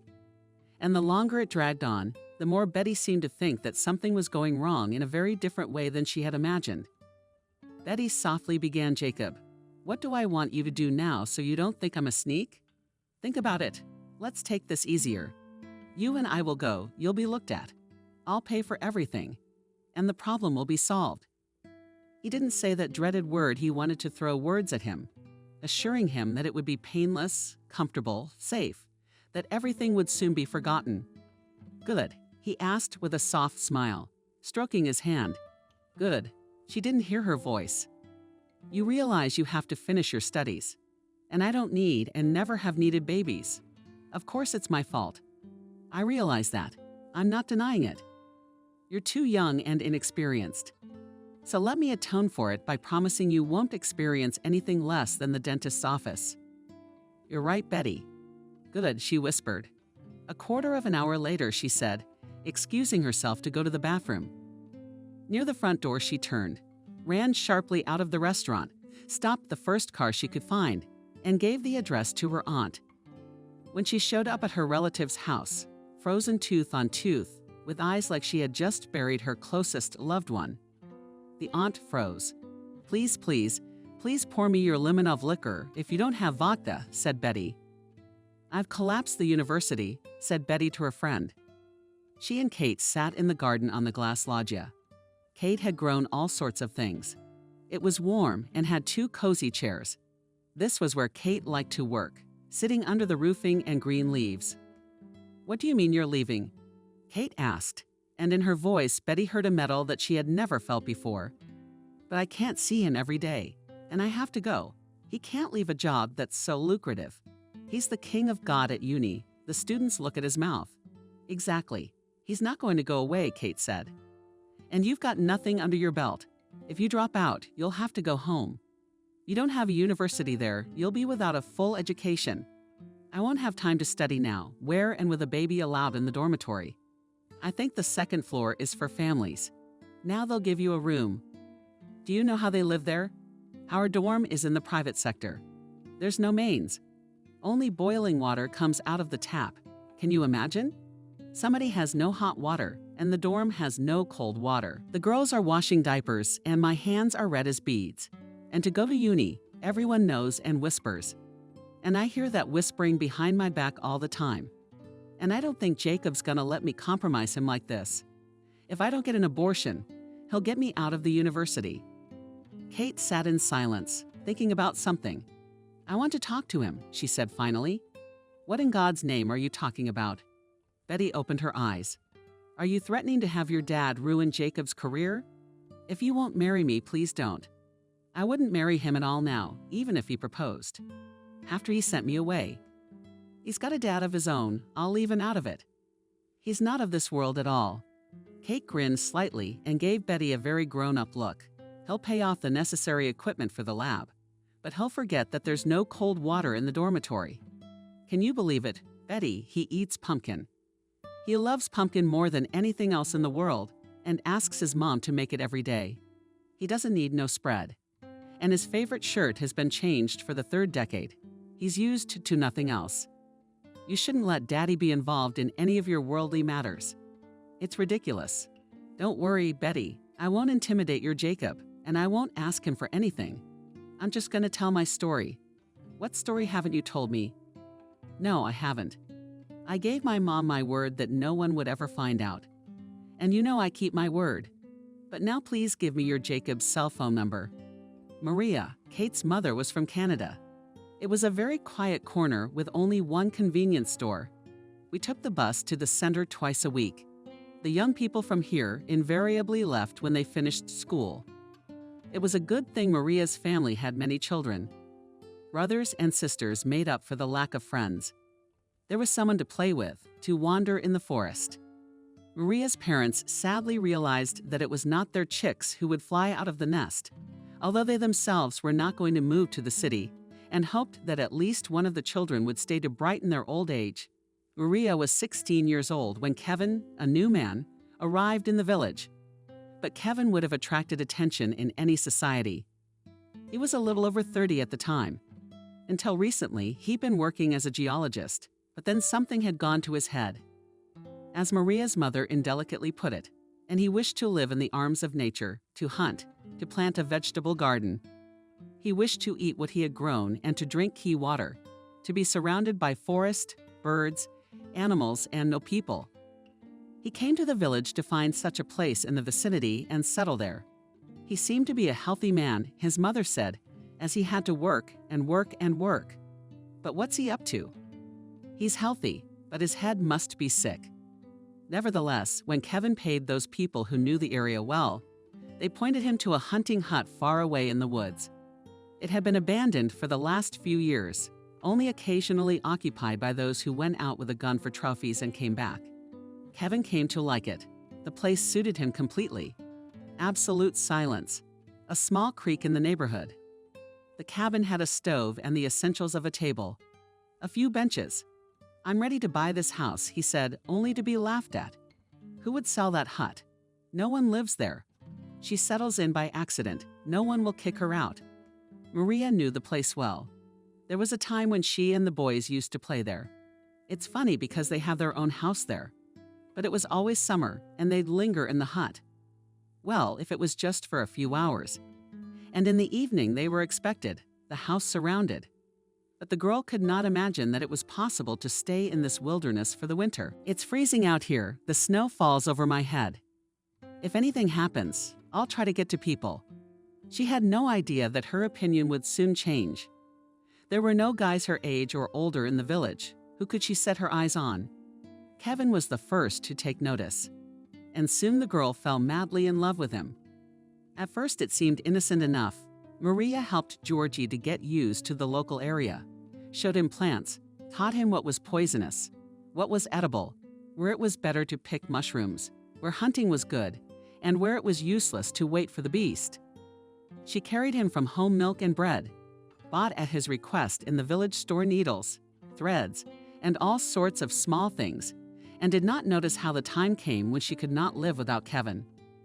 When Maria told her parents that she was moving into the hut, they were stunned. Then the mother began to live as a schoolgirl's father, and the father threatened to shoot his daughter's chosen one with a hunting rifle. But the girl at that time felt happy and said Alyosha still will not hold on. I'll run away to him. If he lets me go in good faith, I'll visit you, but not. So let's say goodbye for good.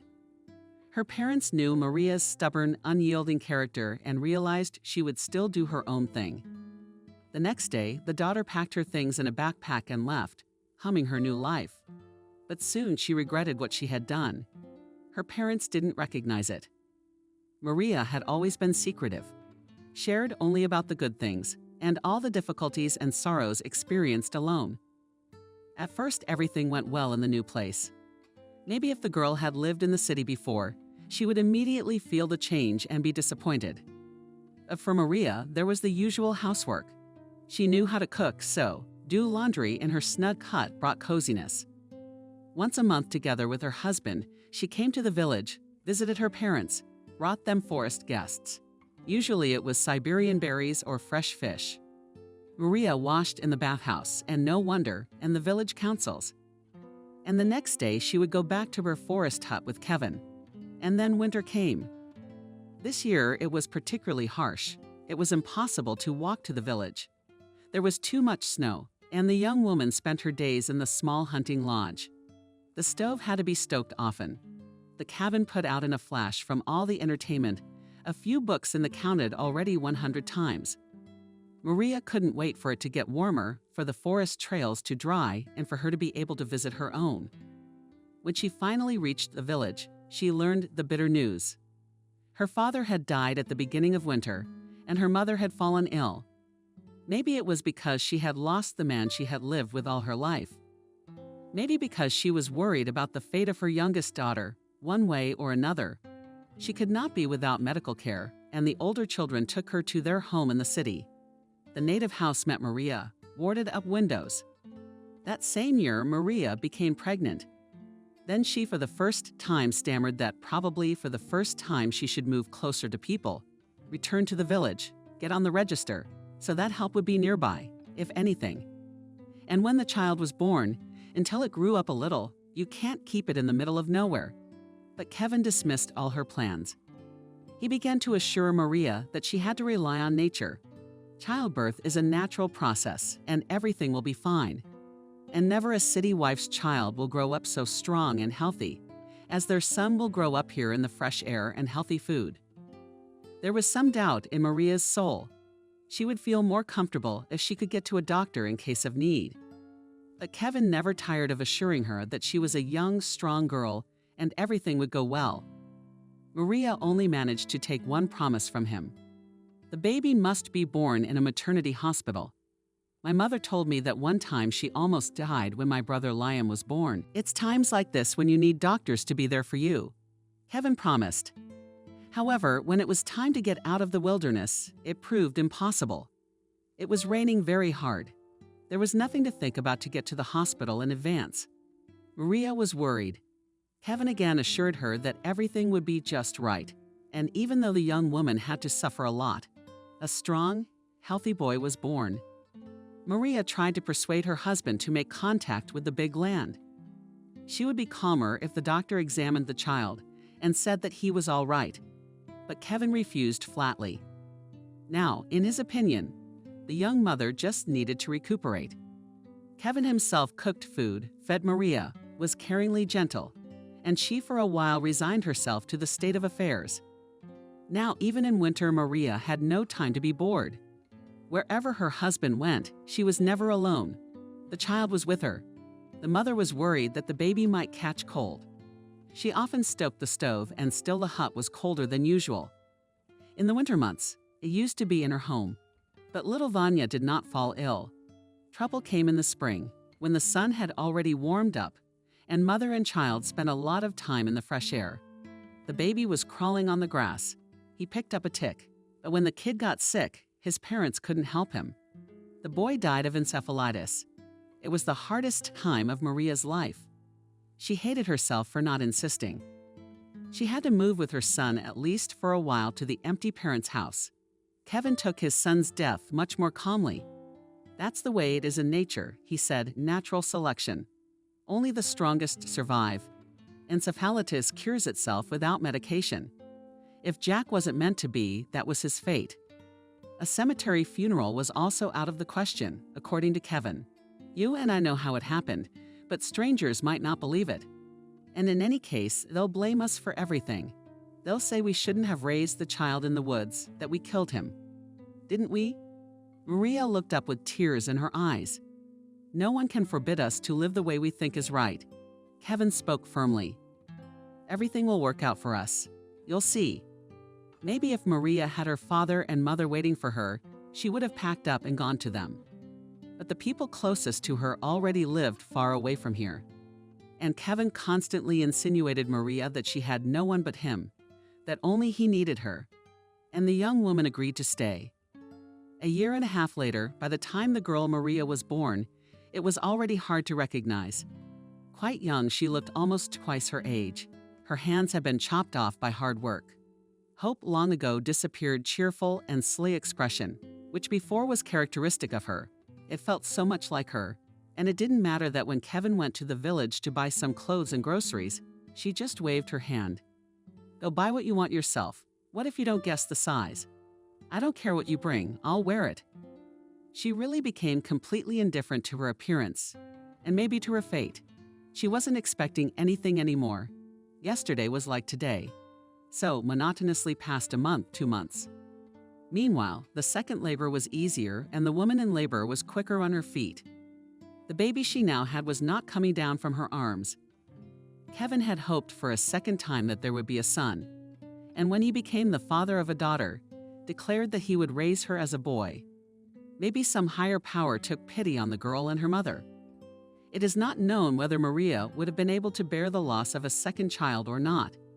Kevin's assurances that nature does everything right, performing natural selection, reassured her not too much. Little Kate's childhood was not easy. No toys to amuse her peers, no special food choices, no cartoons.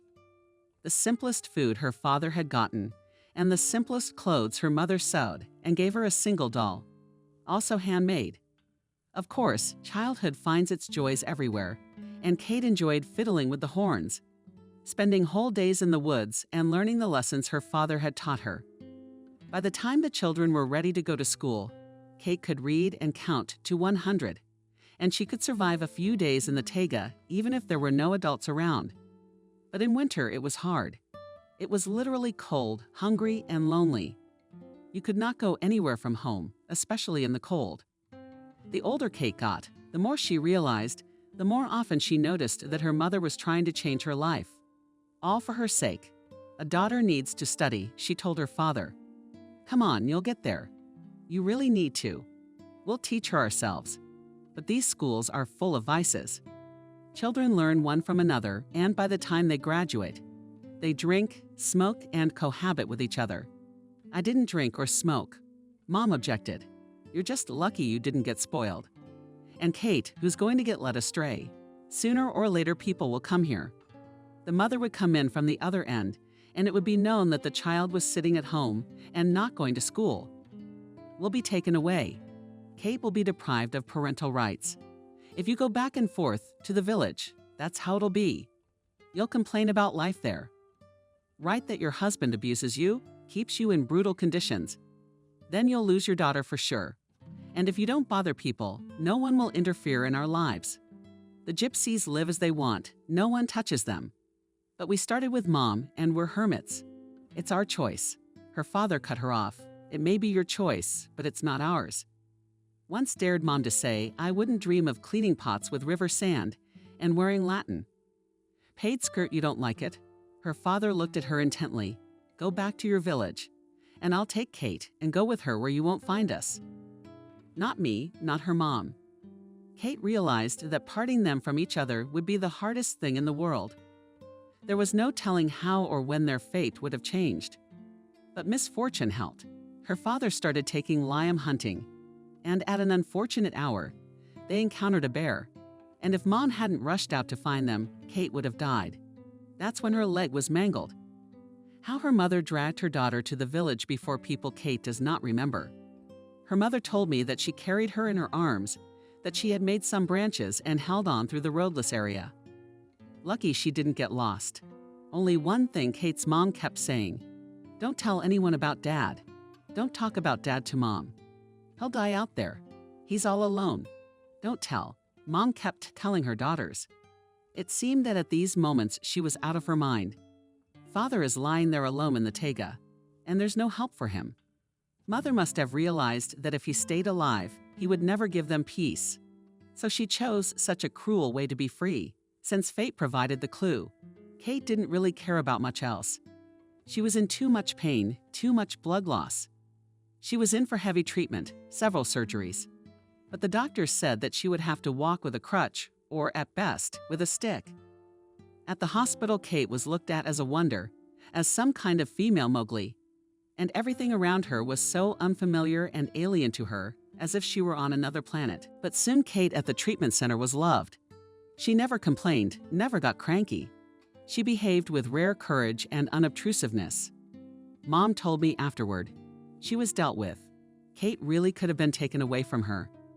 But Mom somehow managed to convey that together with her daughter became a victim of circumstances, that her husband did not let her and her daughter go to people, or she would have long ago returned to her native home. They were not separated. The mother confessed that her husband had stayed in the taiga. She managed to get her daughter out, but not her husband. But she said that she could not specify the exact place. Of course, a search was organized. Kate understood the mother hoped that while the father was being searched, he would die and the mother would not be considered guilty. After all, the bear had done it. A tragic accident and nothing more. However, the search parties found neither the father nor his body.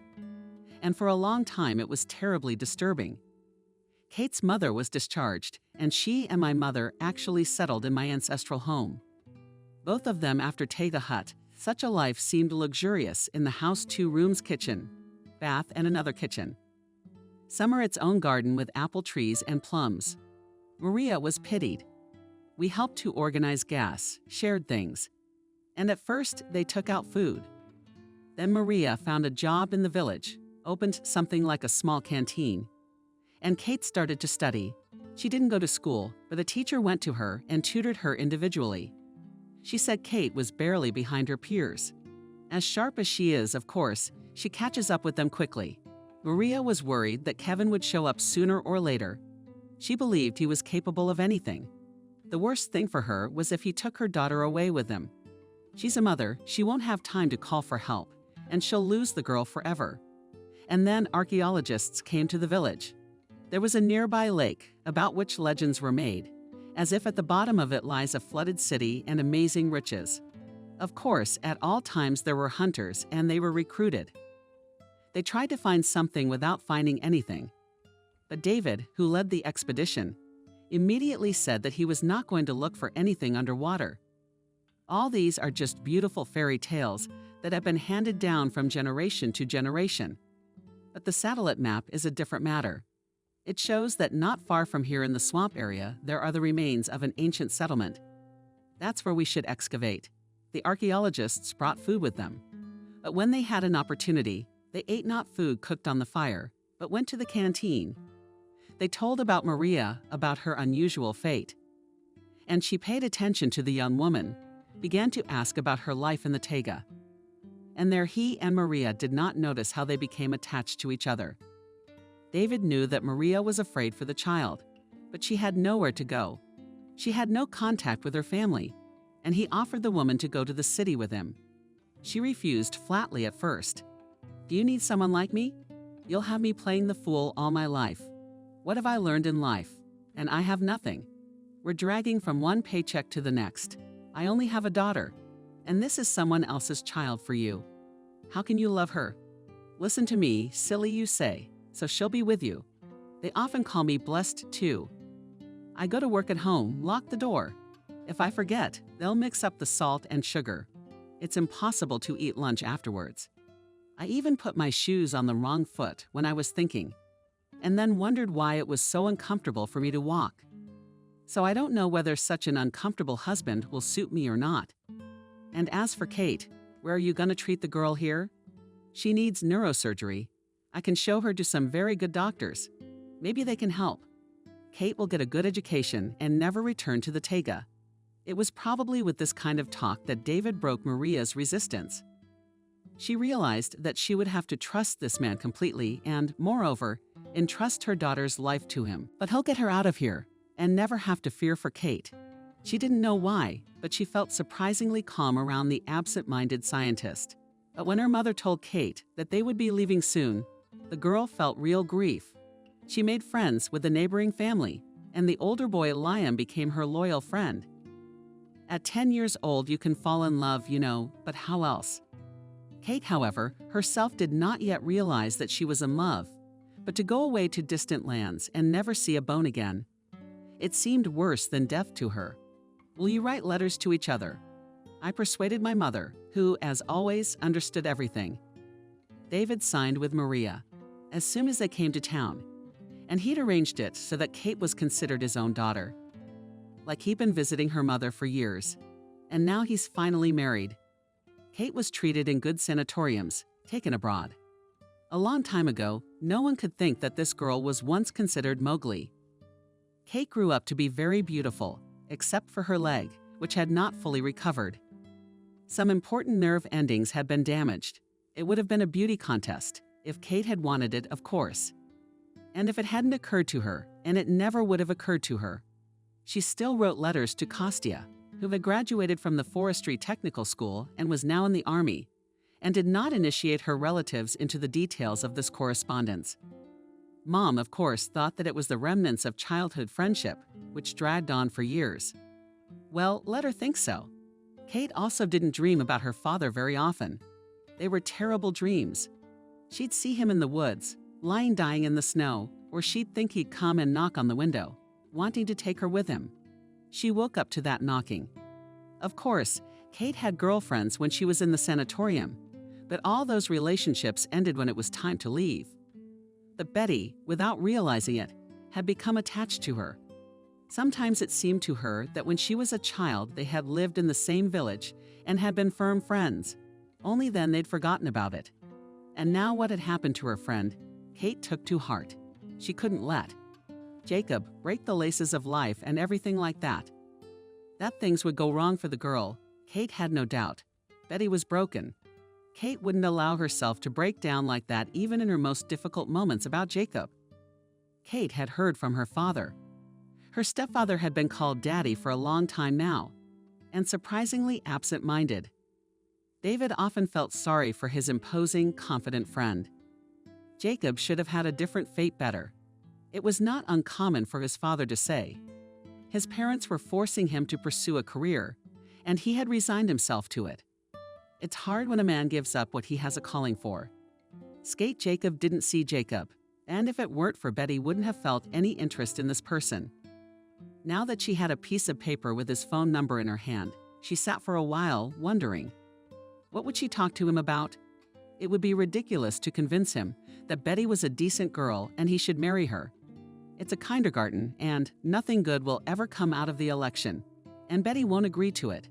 Kate, lifted up with difficulty, went to the window and stood for a while, staring wildly out into the courtyard, and then returned to her favorite chair and picked up the phone. Jacob, her voice was not like her usual voice now. It sounded different. It's Kate. Do you remember David's daughter? Yes. Rector. Thank you. Nice to meet you too. I'd like to come to you. Yes, home, you heard right. It's not exactly easy for me to walk, but still. No, you're not coming to me, I'm coming to you. I know the address. Please name a time that is convenient for you. Kate felt her interlocutor's slight confusion, but she wasn't going to make it easy for him and reveal her cards right away. Having made an appointment, she ended the conversation. Jacob was really excited. Betty hadn't come to see him in days. He was no longer lecturing in her class. They had not been able to meet in the auditorium. On the contrary, at the university, she had resolutely avoided him, always in his company. He could not approach her. He felt uneasy. There was no telling what a girl could do. She should have agreed to his proposal. Soon she would have forgotten all about it. The old relationship between them could be preserved. At any rate, until she finishes college, and there Betty herself will probably find a suitable groom for herself. She can't not realize there's such an age difference between them. He wasn't going to marry anyone. The second option would have been even better if Betty had disappeared from his life altogether. Both of them had made a mistake, and both of them would try to fix it, erase it from their minds. Each would start living their own lives. Worst of all, if a girl starts acting out on her own out of pride over some private citizen. God forbid something untoward happens. He'll be at fault if she decides to have this child, file for child support. Now, that's just not good enough. So everyone knows he's got a son or daughter growing on the side. Betty will start blackmailing him with the baby. There'll be no end to her requests. Jacob knew the chancellor had a daughter, and there was talk of her having some kind of health problem. But what did the girl look like? He couldn't even vaguely remember. She wasn't in his department, and she was a part-time student. Why would she need him? And nothing occurred to him. Couldn't the rector, through his daughter, have asked him to write a letter of resignation? David had never acted that way. Maybe there's a guy in this girl who failed a session and she wants to ask for him. What if she heard from the other students about his former habits, and the girls were willing to pay for an A? He saw her on the intercom. A short, dark-haired girl. Kate, asked the girl, nodded. He opened the front door. He met Kate by the elevator. He had never paid such respect to any of the female students, but still the only daughter of the rector. Jacob is used to being able to charm girls literally from the first words, and now, as they call it, turned on the charm. However, looking closely at Kate, he began to get confused in words. The girl was amazingly beautiful, truly a gift of nature. She did not need to paint her face, resort to the tricks of cosmetics. But Kate acted as if she were the same age as Jacob, an adult without any embarrassment. He sensed her inner calm. He invited her into the living room, offered her tea or coffee. "Sit down," Kate asked, and when he sank down beside her on the edge of the couch, she said bluntly, "I want to talk to you about Betty." That's it. The last thing Jacob realized was that Betty was clearly a former outsider, could be friends with the chancellor's daughter. Was it as sneaky as he'd never suspected? And what was it? He asked, to give Kate a chance to reveal her cards first. Does she know much she wants to achieve money or for him to marry Betty? "I'm taking responsibility for this child," Kate said. There's no way he expected that. Such direct words, and that she would say exactly that. Damn it, how good was she?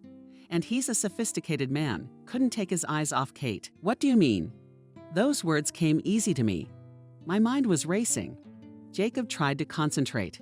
"I'm going to make sure that Betty does well. I'm asking you to stay out of it. You've already made it clear you won't marry her. And I'd talk her out of it, to be honest. It wouldn't work if you forced yourself to do it. She'd have spent her life trying to make you happy. And she'd have ruined her own. That's it now. I mean it. Don't touch her again. I'm taking over." Kate got up almost easily.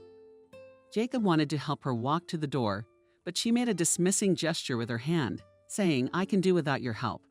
He only had to stand in the hallway and watch as the door slammed shut behind her. Later that afternoon, Kate had a long conversation with Betty. "Here's what we're going to do. You're moving in with us now. I don't mind. You'll find a spare room and your parents won't say a word against it," she said. "The first thing we have to do is to get you through university. Not to live without your aunt, not to travel every day across the city in a packed bus. We'll prepare for the spring session together. My dad and mom will be happy that I have a friend now. You'll go to your mom's for the vacations. Of course, she will have to go through all this, but still she will accept it in the fall, who gave birth to more than half a year to an academic. Don't take it, you'll be back by the winter session. Nothing, we'll manage." Kate was right. They did manage to get over the hurdle together. But it was because Betty accepted her position that she was not alone. In the evenings, the two of them would sit and talk about everything. As the warm spring twilight descended upon the land, they drank apple juice and made plans. It was here in this house that it was easiest to study. Maybe it was the example of Kate, who herself sat a lot at textbooks. Betty went home after she had passed her classes with honors. Of course, the first days were not easy for her. Both her mother cried and she herself cried. But to Betty's surprise, her mom was the first to pull herself together and started preparing the baby dowry. At the end of September, baby girl Clara was born, and Kate became her red. Kate knew her friend would be back in a few months, but she still missed her. True, she had to worry these days. Maria was facing a complicated diagnosis because of her mom. She told herself about it. "My Dr. Daniel's eyebrows are coming together. I hate the ultrasound machine black and white breaks on the screen always hiding something you didn't realize was there. Take a look at this." "This is what I do not like," said Denis Vasilievich in the chest at 10 o'clock tumor, and not all of its features correspond qualitatively. He tries to explain understandable kindly, as it is supposed to the doctor of the paid office. She talks about fuzzy borders and blood flow. Later, he leaves the terms and exclaims, looking at my faces no longer professionally, but sincerely. Well, don't bury yourself before your time, and add quietly. On Monday, you will come to the oncology. You need to take a pension. It will be made urgently. I go out. I remember in the lobby young administrator describing the account of women waiting in line warm evening behind the open door, the wind plowing in my face. But the whole thing was unreal. It was like through absorbent cotton, and the hand felt like it wasn't my own. I took my cell phone out of my bag. I couldn't call my mom or my sister. I could only call our family doctor, Martin. It was the only thing now, not even a rope, a thread, a salvation. What if there was more to it? Martin, as a musician, has an absolute ear for illness, and they live. My mind was jumbled. I paused, remembering how the words I needed to say sounded. I'm going into surgery. You're going to tell me the truth. How serious is it? A friend of mine used to say when someone got really sick, when you're in trouble like this, you knock on every door and other people will tell you. I got the same disease. I'm the one and only. There's no need to be shy. And they start knocking on your mother's door. The door never closes. He always stands on the threshold, with his back turned to his own life, and sees and treats only those who knock. And now, as busy as he is, Martin doesn't say no. He's just leaving for surgery, and he'll call when it's done and call to see him. There was still life to be lived. The journey home is 2 hours long with a layover. An evening where I sit with the phone on my lap, and what's on the ringer? The journey to the hospital in the late twilight. I realize it's a shame to be so afraid for myself, to walk away from serious illnesses. Children. Fate is ruthless to the unrepeatable. When she was lying in the ward in full consciousness and talking to her mother, the doctor came in and said, "How much can you waste medication? She's already dying. It's time to take the needle out." What am I compared to them? Kate, what's going to happen to her? I mean, she's literally not on her feet yet. 800 hours. 9. 10 o'clock call. Come on in. I'm still in surgery. He's done with the surgery. I know the feeling. No, one wine won't make you as drunk as this fatigue. We're sitting here, 2 ogled men. He's fatigued, I don't seem to be driving, says Martin after the examination. And with these words, I can survive the weekend. But on the day when I have to go to oncology to find out the results of the function, I'm being absolutely disgraceful. I lie on the couch, stuffed with sedatives, surrey, brandy. I lie there, numb, and occasionally start sobbing. Function finds no cancerous cells in the tumor tube they have to operate. But the prognosis is good. After stressing a few days later, I start to have pain all over everything: my back, legs, joints, fingers, and toes. And even eyelids pills don't relieve this pain. I can't even sleep with my foot on the pillow. Oncology inpatient. Doctor, there are 2 such experienced doctors here. They walk down the corridor swiftly, keeping their heads down, seemingly not noticing anyone. It's only seeming. They may not remember their names, but the case is perfect. Here you are, 3 people with your fingers in the women's dressings. What's your last name? Come with me. I want to watch you affectionately, not only with the seriously ill. Strange, says the doctor, having examined me. I don't. 30 years old watching a woman bruise. 2 centimeters swelling. Would have noticed, do you think? Go to our cleaner, get a third opinion. Otherwise, I shouldn't have authorized you. But the ultimate decision is mine. The ultrasound cleans, finds the tumor immediately, and outlines the breast with a black marker. Before marriage, sensuality is in question. I am taken into surgery. I learn later that I am lucky, that people like me, after 3-4 months of waiting in line, being put in inpatient units, go up to the nurse's office every day and wait hopelessly for another hour. Finally, the nurse comes out. The doctors don't have time for you today. Dismissed. They get up, wander through the wards. Monday, Tuesday, everyone's home with husbands. Children Wednesday. You're lucky. The doctors have half an hour today. 2 of them quickly changed their clothes, took off their rings and earrings to the elevator and me. And you next time lucky literally evaporate. to in a minute already in full readiness to emerge elevator. We are sitting in the anteroom of the operating room. 3 women in line, wrapped in white sheets, right sledding in a Roman bath. There are no Euro renovations here. This is where the tiles fall off. This is where the most difficult minutes are for doctors. On the operating table, you're literally disintegrating. Arms out to the sides and strapped down for anesthesia. I really don't care what it takes, as long as I get a diagnosis. It's nice to have a screen so I can't see. Thank God, the nurse hangs the tape on a special holder in front of my face. The minutes drag on endlessly. The lights go out. And who's gone? Just the nurse. Stand to my side. Don't rush for another hour. We're waiting for the tumor results. Good quality. They're letting me go home.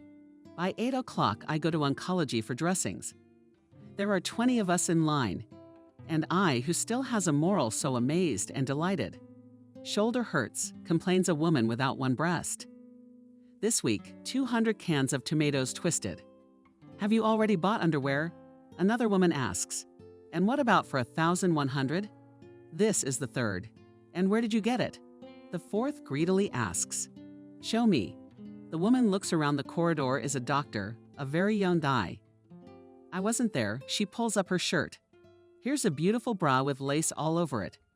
I've got this, and I've got a hallway full of it. Naked.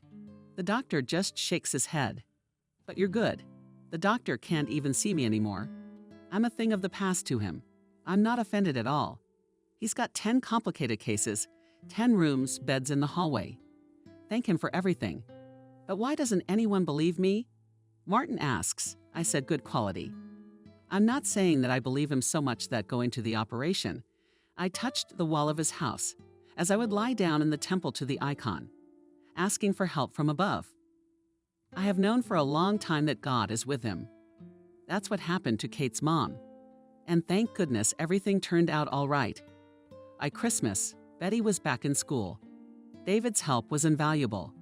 He helped the young mother get a part-time job at the university in one of the departments.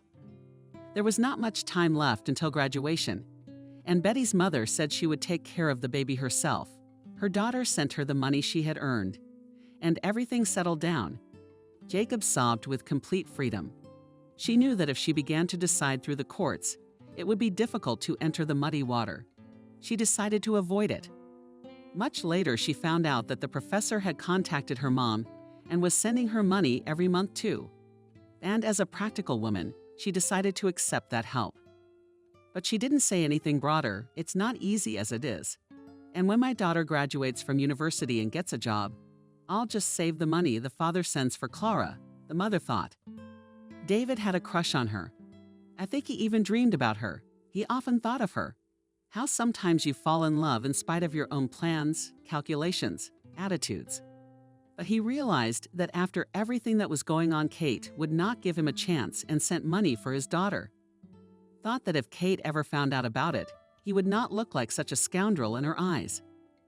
The hobby friends graduated at the same time. At Kate's house, they had a feast. As the girl said, only for her own people. Betty in the kitchen tried her best to set the table beautifully. David, Maria, if it wasn't for you, thank you. She stood with a glass of champagne in her hand and tears in her eyes. Oh, don't worry about us. Here's a favor for you. Anything always on Kate's mind. I mean, she's a bright head. And now to go to grad school. Then I'll take her to Germany for surgery. That was the plan. So what? So she wants to go back to where she was born. Liam's back, working where he did hers. It felt like Maria was in deep distress. I'm not saying I'm leaving for good, Kate said quietly, but we must see Kostya and decide together what to do next. We only waved our hands in the heat of the moment. Her old life seemed to her, if not hell, then purgatory, from which she had escaped with great difficulty. And the fact that Kate had decided to return to those parts filled her soul with fear, while Kate was joyful, just waiting for what she had dreamed of all her life. She insisted, and a few days later her relatives put her on a train of places in street. Well then, she tried to cheer up her parents. Maybe I'll come with you for the 1,000th time, Mom. No, I'll come. You'll see, and you'll send me to Germany. I will.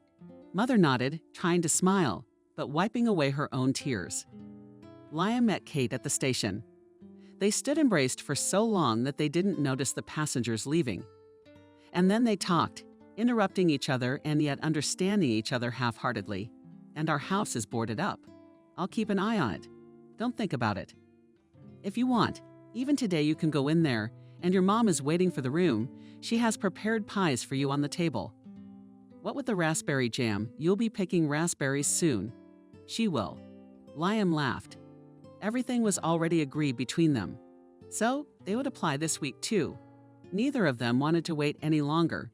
And Kate, having lived in the city most of her life, realized that her place was here and at the university. That's why she chose biology. A job would be found at least as a teacher at school, teaching the kids to love the local nature she loved so much. At home at Liam's, the girl was so cheerful and talkative, as they had not seen her for a long time. The lush pies were good, and so was the flavor. Tea was brewed with herbs. They sat at the table until nightfall, and then Kate slept as soundly as she had in recent years. The air here is a special froth more often, she said. It was a few days after her arrival. The whole family was sitting down to dinner. Kate carried a teacup card and suddenly dropped it. The hot tea spilled over the table into her lap. Liam's mother shrieked. Liam became alarmed. Kate looked up into Kate's face. "What's wrong?" "Are you feeling okay in there?" said Kate, pointing to the window and not taking her eyes off him. "Did you see that? What's wrong?" The man's face pressed against the glass, so scary, unfamiliar. "My God!" Liam's mother believed her at once, and the young man ran outside to see who had frightened Kate. It was already dark, and he didn't see anyone. Kate was amicably reassured. Liam's mother suggested that it might have been the alky neighbor who lived near them. Probably came to borrow money. Yeah, he saw a stranger and was shy. Kate nodded and pretended to calm down, but she couldn't sleep for a long time. She dreamed of that pale face in which she recognized familiar features. No, it couldn't be, of course. Probably her subconsciousness called up in her memory the past appearance of her father. So she had imagined it. Then came the bright sunny days when Liam returned from work. He always took Kate for a walk. It was as if it was easier for her to walk here. They reached the far cellar, where it was already beginning to mature. They visited a forest stream. Since the hunting huts did not want, Kate did not want. It has long been in negative condition, standing without windows and doors. There's nothing to see there, Liam agreed. You know how there's nothing to see? Is the house an abandoned barn, or will we be taken apart for firewood? And the hut was quickly taken over. But it's not convenient to carry it far from here. So the walls are intact. If I see this place, I'm afraid I'll hallucinate. Kate shook her head. You know, I'm much more aware of the past now. I can remember scenes I've long forgotten. How did my mom get me out of there? I can't imagine. Liam hugged the girl. He was much taller. Kate felt his strong arm pressed against his chest. She became calm. She really wanted Liam to tell her that the past was in the past, that she would never meet her father again, that he would protect her from all harm. But Kate didn't ask to be reassured. For too long, she had indoctrinated herself to be strong. You can't spring on the necks of others. Right now, she was trying to keep her cool. She had plenty of free time during the day. And if before she was studying, preparing for exams, now the work was alone waiting for Kostya, and she decided to pass the time by going out, walking without him. She wanted to put what she had learned into practice and see firsthand the plants and animals she had studied at university. Kate now knew the Latin names for the life cycle of Polis and Hebrew. She felt more at home in the taiga than ever before. Liam was wary of the idea, but Kate's voice was firm. You know my strength. I won't go away for more than 2 or 3 hours. I need it to make me feel like a full person, not an invalid who needs a companion. In the end, Liam relented, only asking her to be sure to bring her hunting rifles with her. You haven't forgotten how to shoot. In general, in summer I don't know what should happen to be attacked by a predator in the vicinity of the village. And we haven't seen bears around here for a long time. But as they say, it's better to be careful. He picked up one of his rifles, an old, lightweight one. Kate always took it with her. That time she decided to pick raspberries and hung the gun on one of the branches. Beaten by a racer, she went deeper into the thicket. Time flew by imperceptibly. The bidon was almost full. When someone grabbed Kate's arm, the grip was firm, hard not to rip out the chassis. The girl looked up and literally in the freezing cold was walking to the spot. The same face she thought she had resolved into a nightmare. An overgrown bearded man. Father. Kate said him, and there was no doubt left.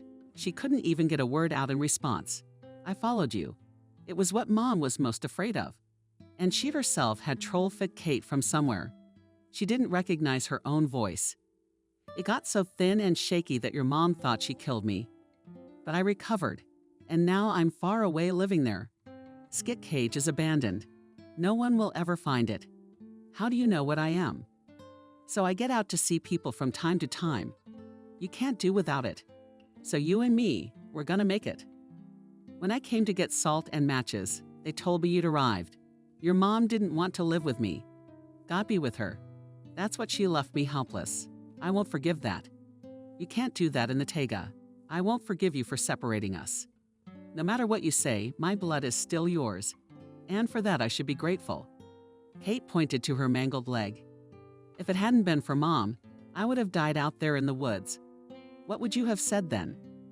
You bring up natural selection again. If Mom had gone crazy, that would have been okay too. A matter of everyday life that she herself did not notice how in place of fear comes from the Ash's rage. The nation, it seems, is not in.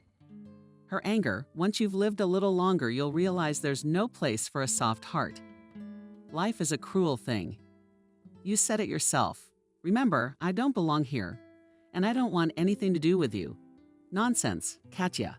Come with me. See how well we'll live together. We won't need anyone. Her father dragged her by the hand.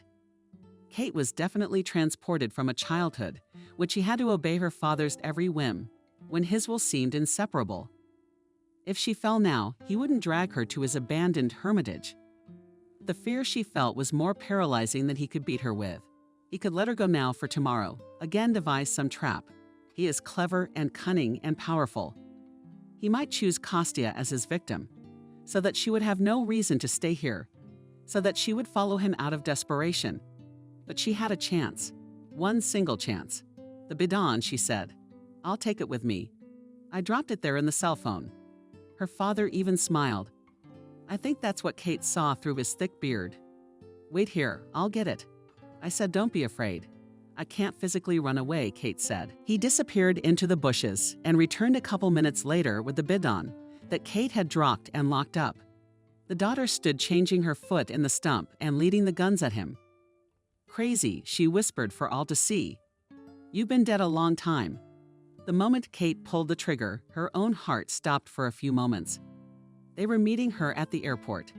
The plane from Germany was about to land. David, Kate, Mom, and Betty with her daughter in her arms. You say hello, Godfather, break the horse.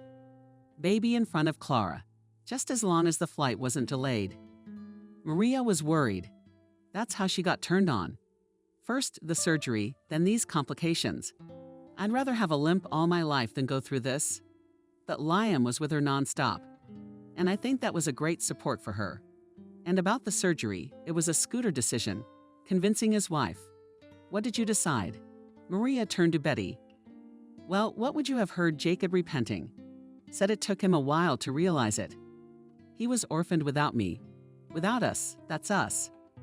So what? Betty shipped the baby on his arm to make the girl more comfortable. We're going back like this. At this time, it was announced that the plane they were waiting for was coming in for a landing. Yet they couldn't wait to see Kate. Liam was walking behind her with heavy bags, and Kate was looking around in the crowd for her family. And when she saw her family, she waved her hand and walked as lightly as if it hadn't even happened. Past the massive stick of a heavy step, little Clara waved back at her and shouted hello.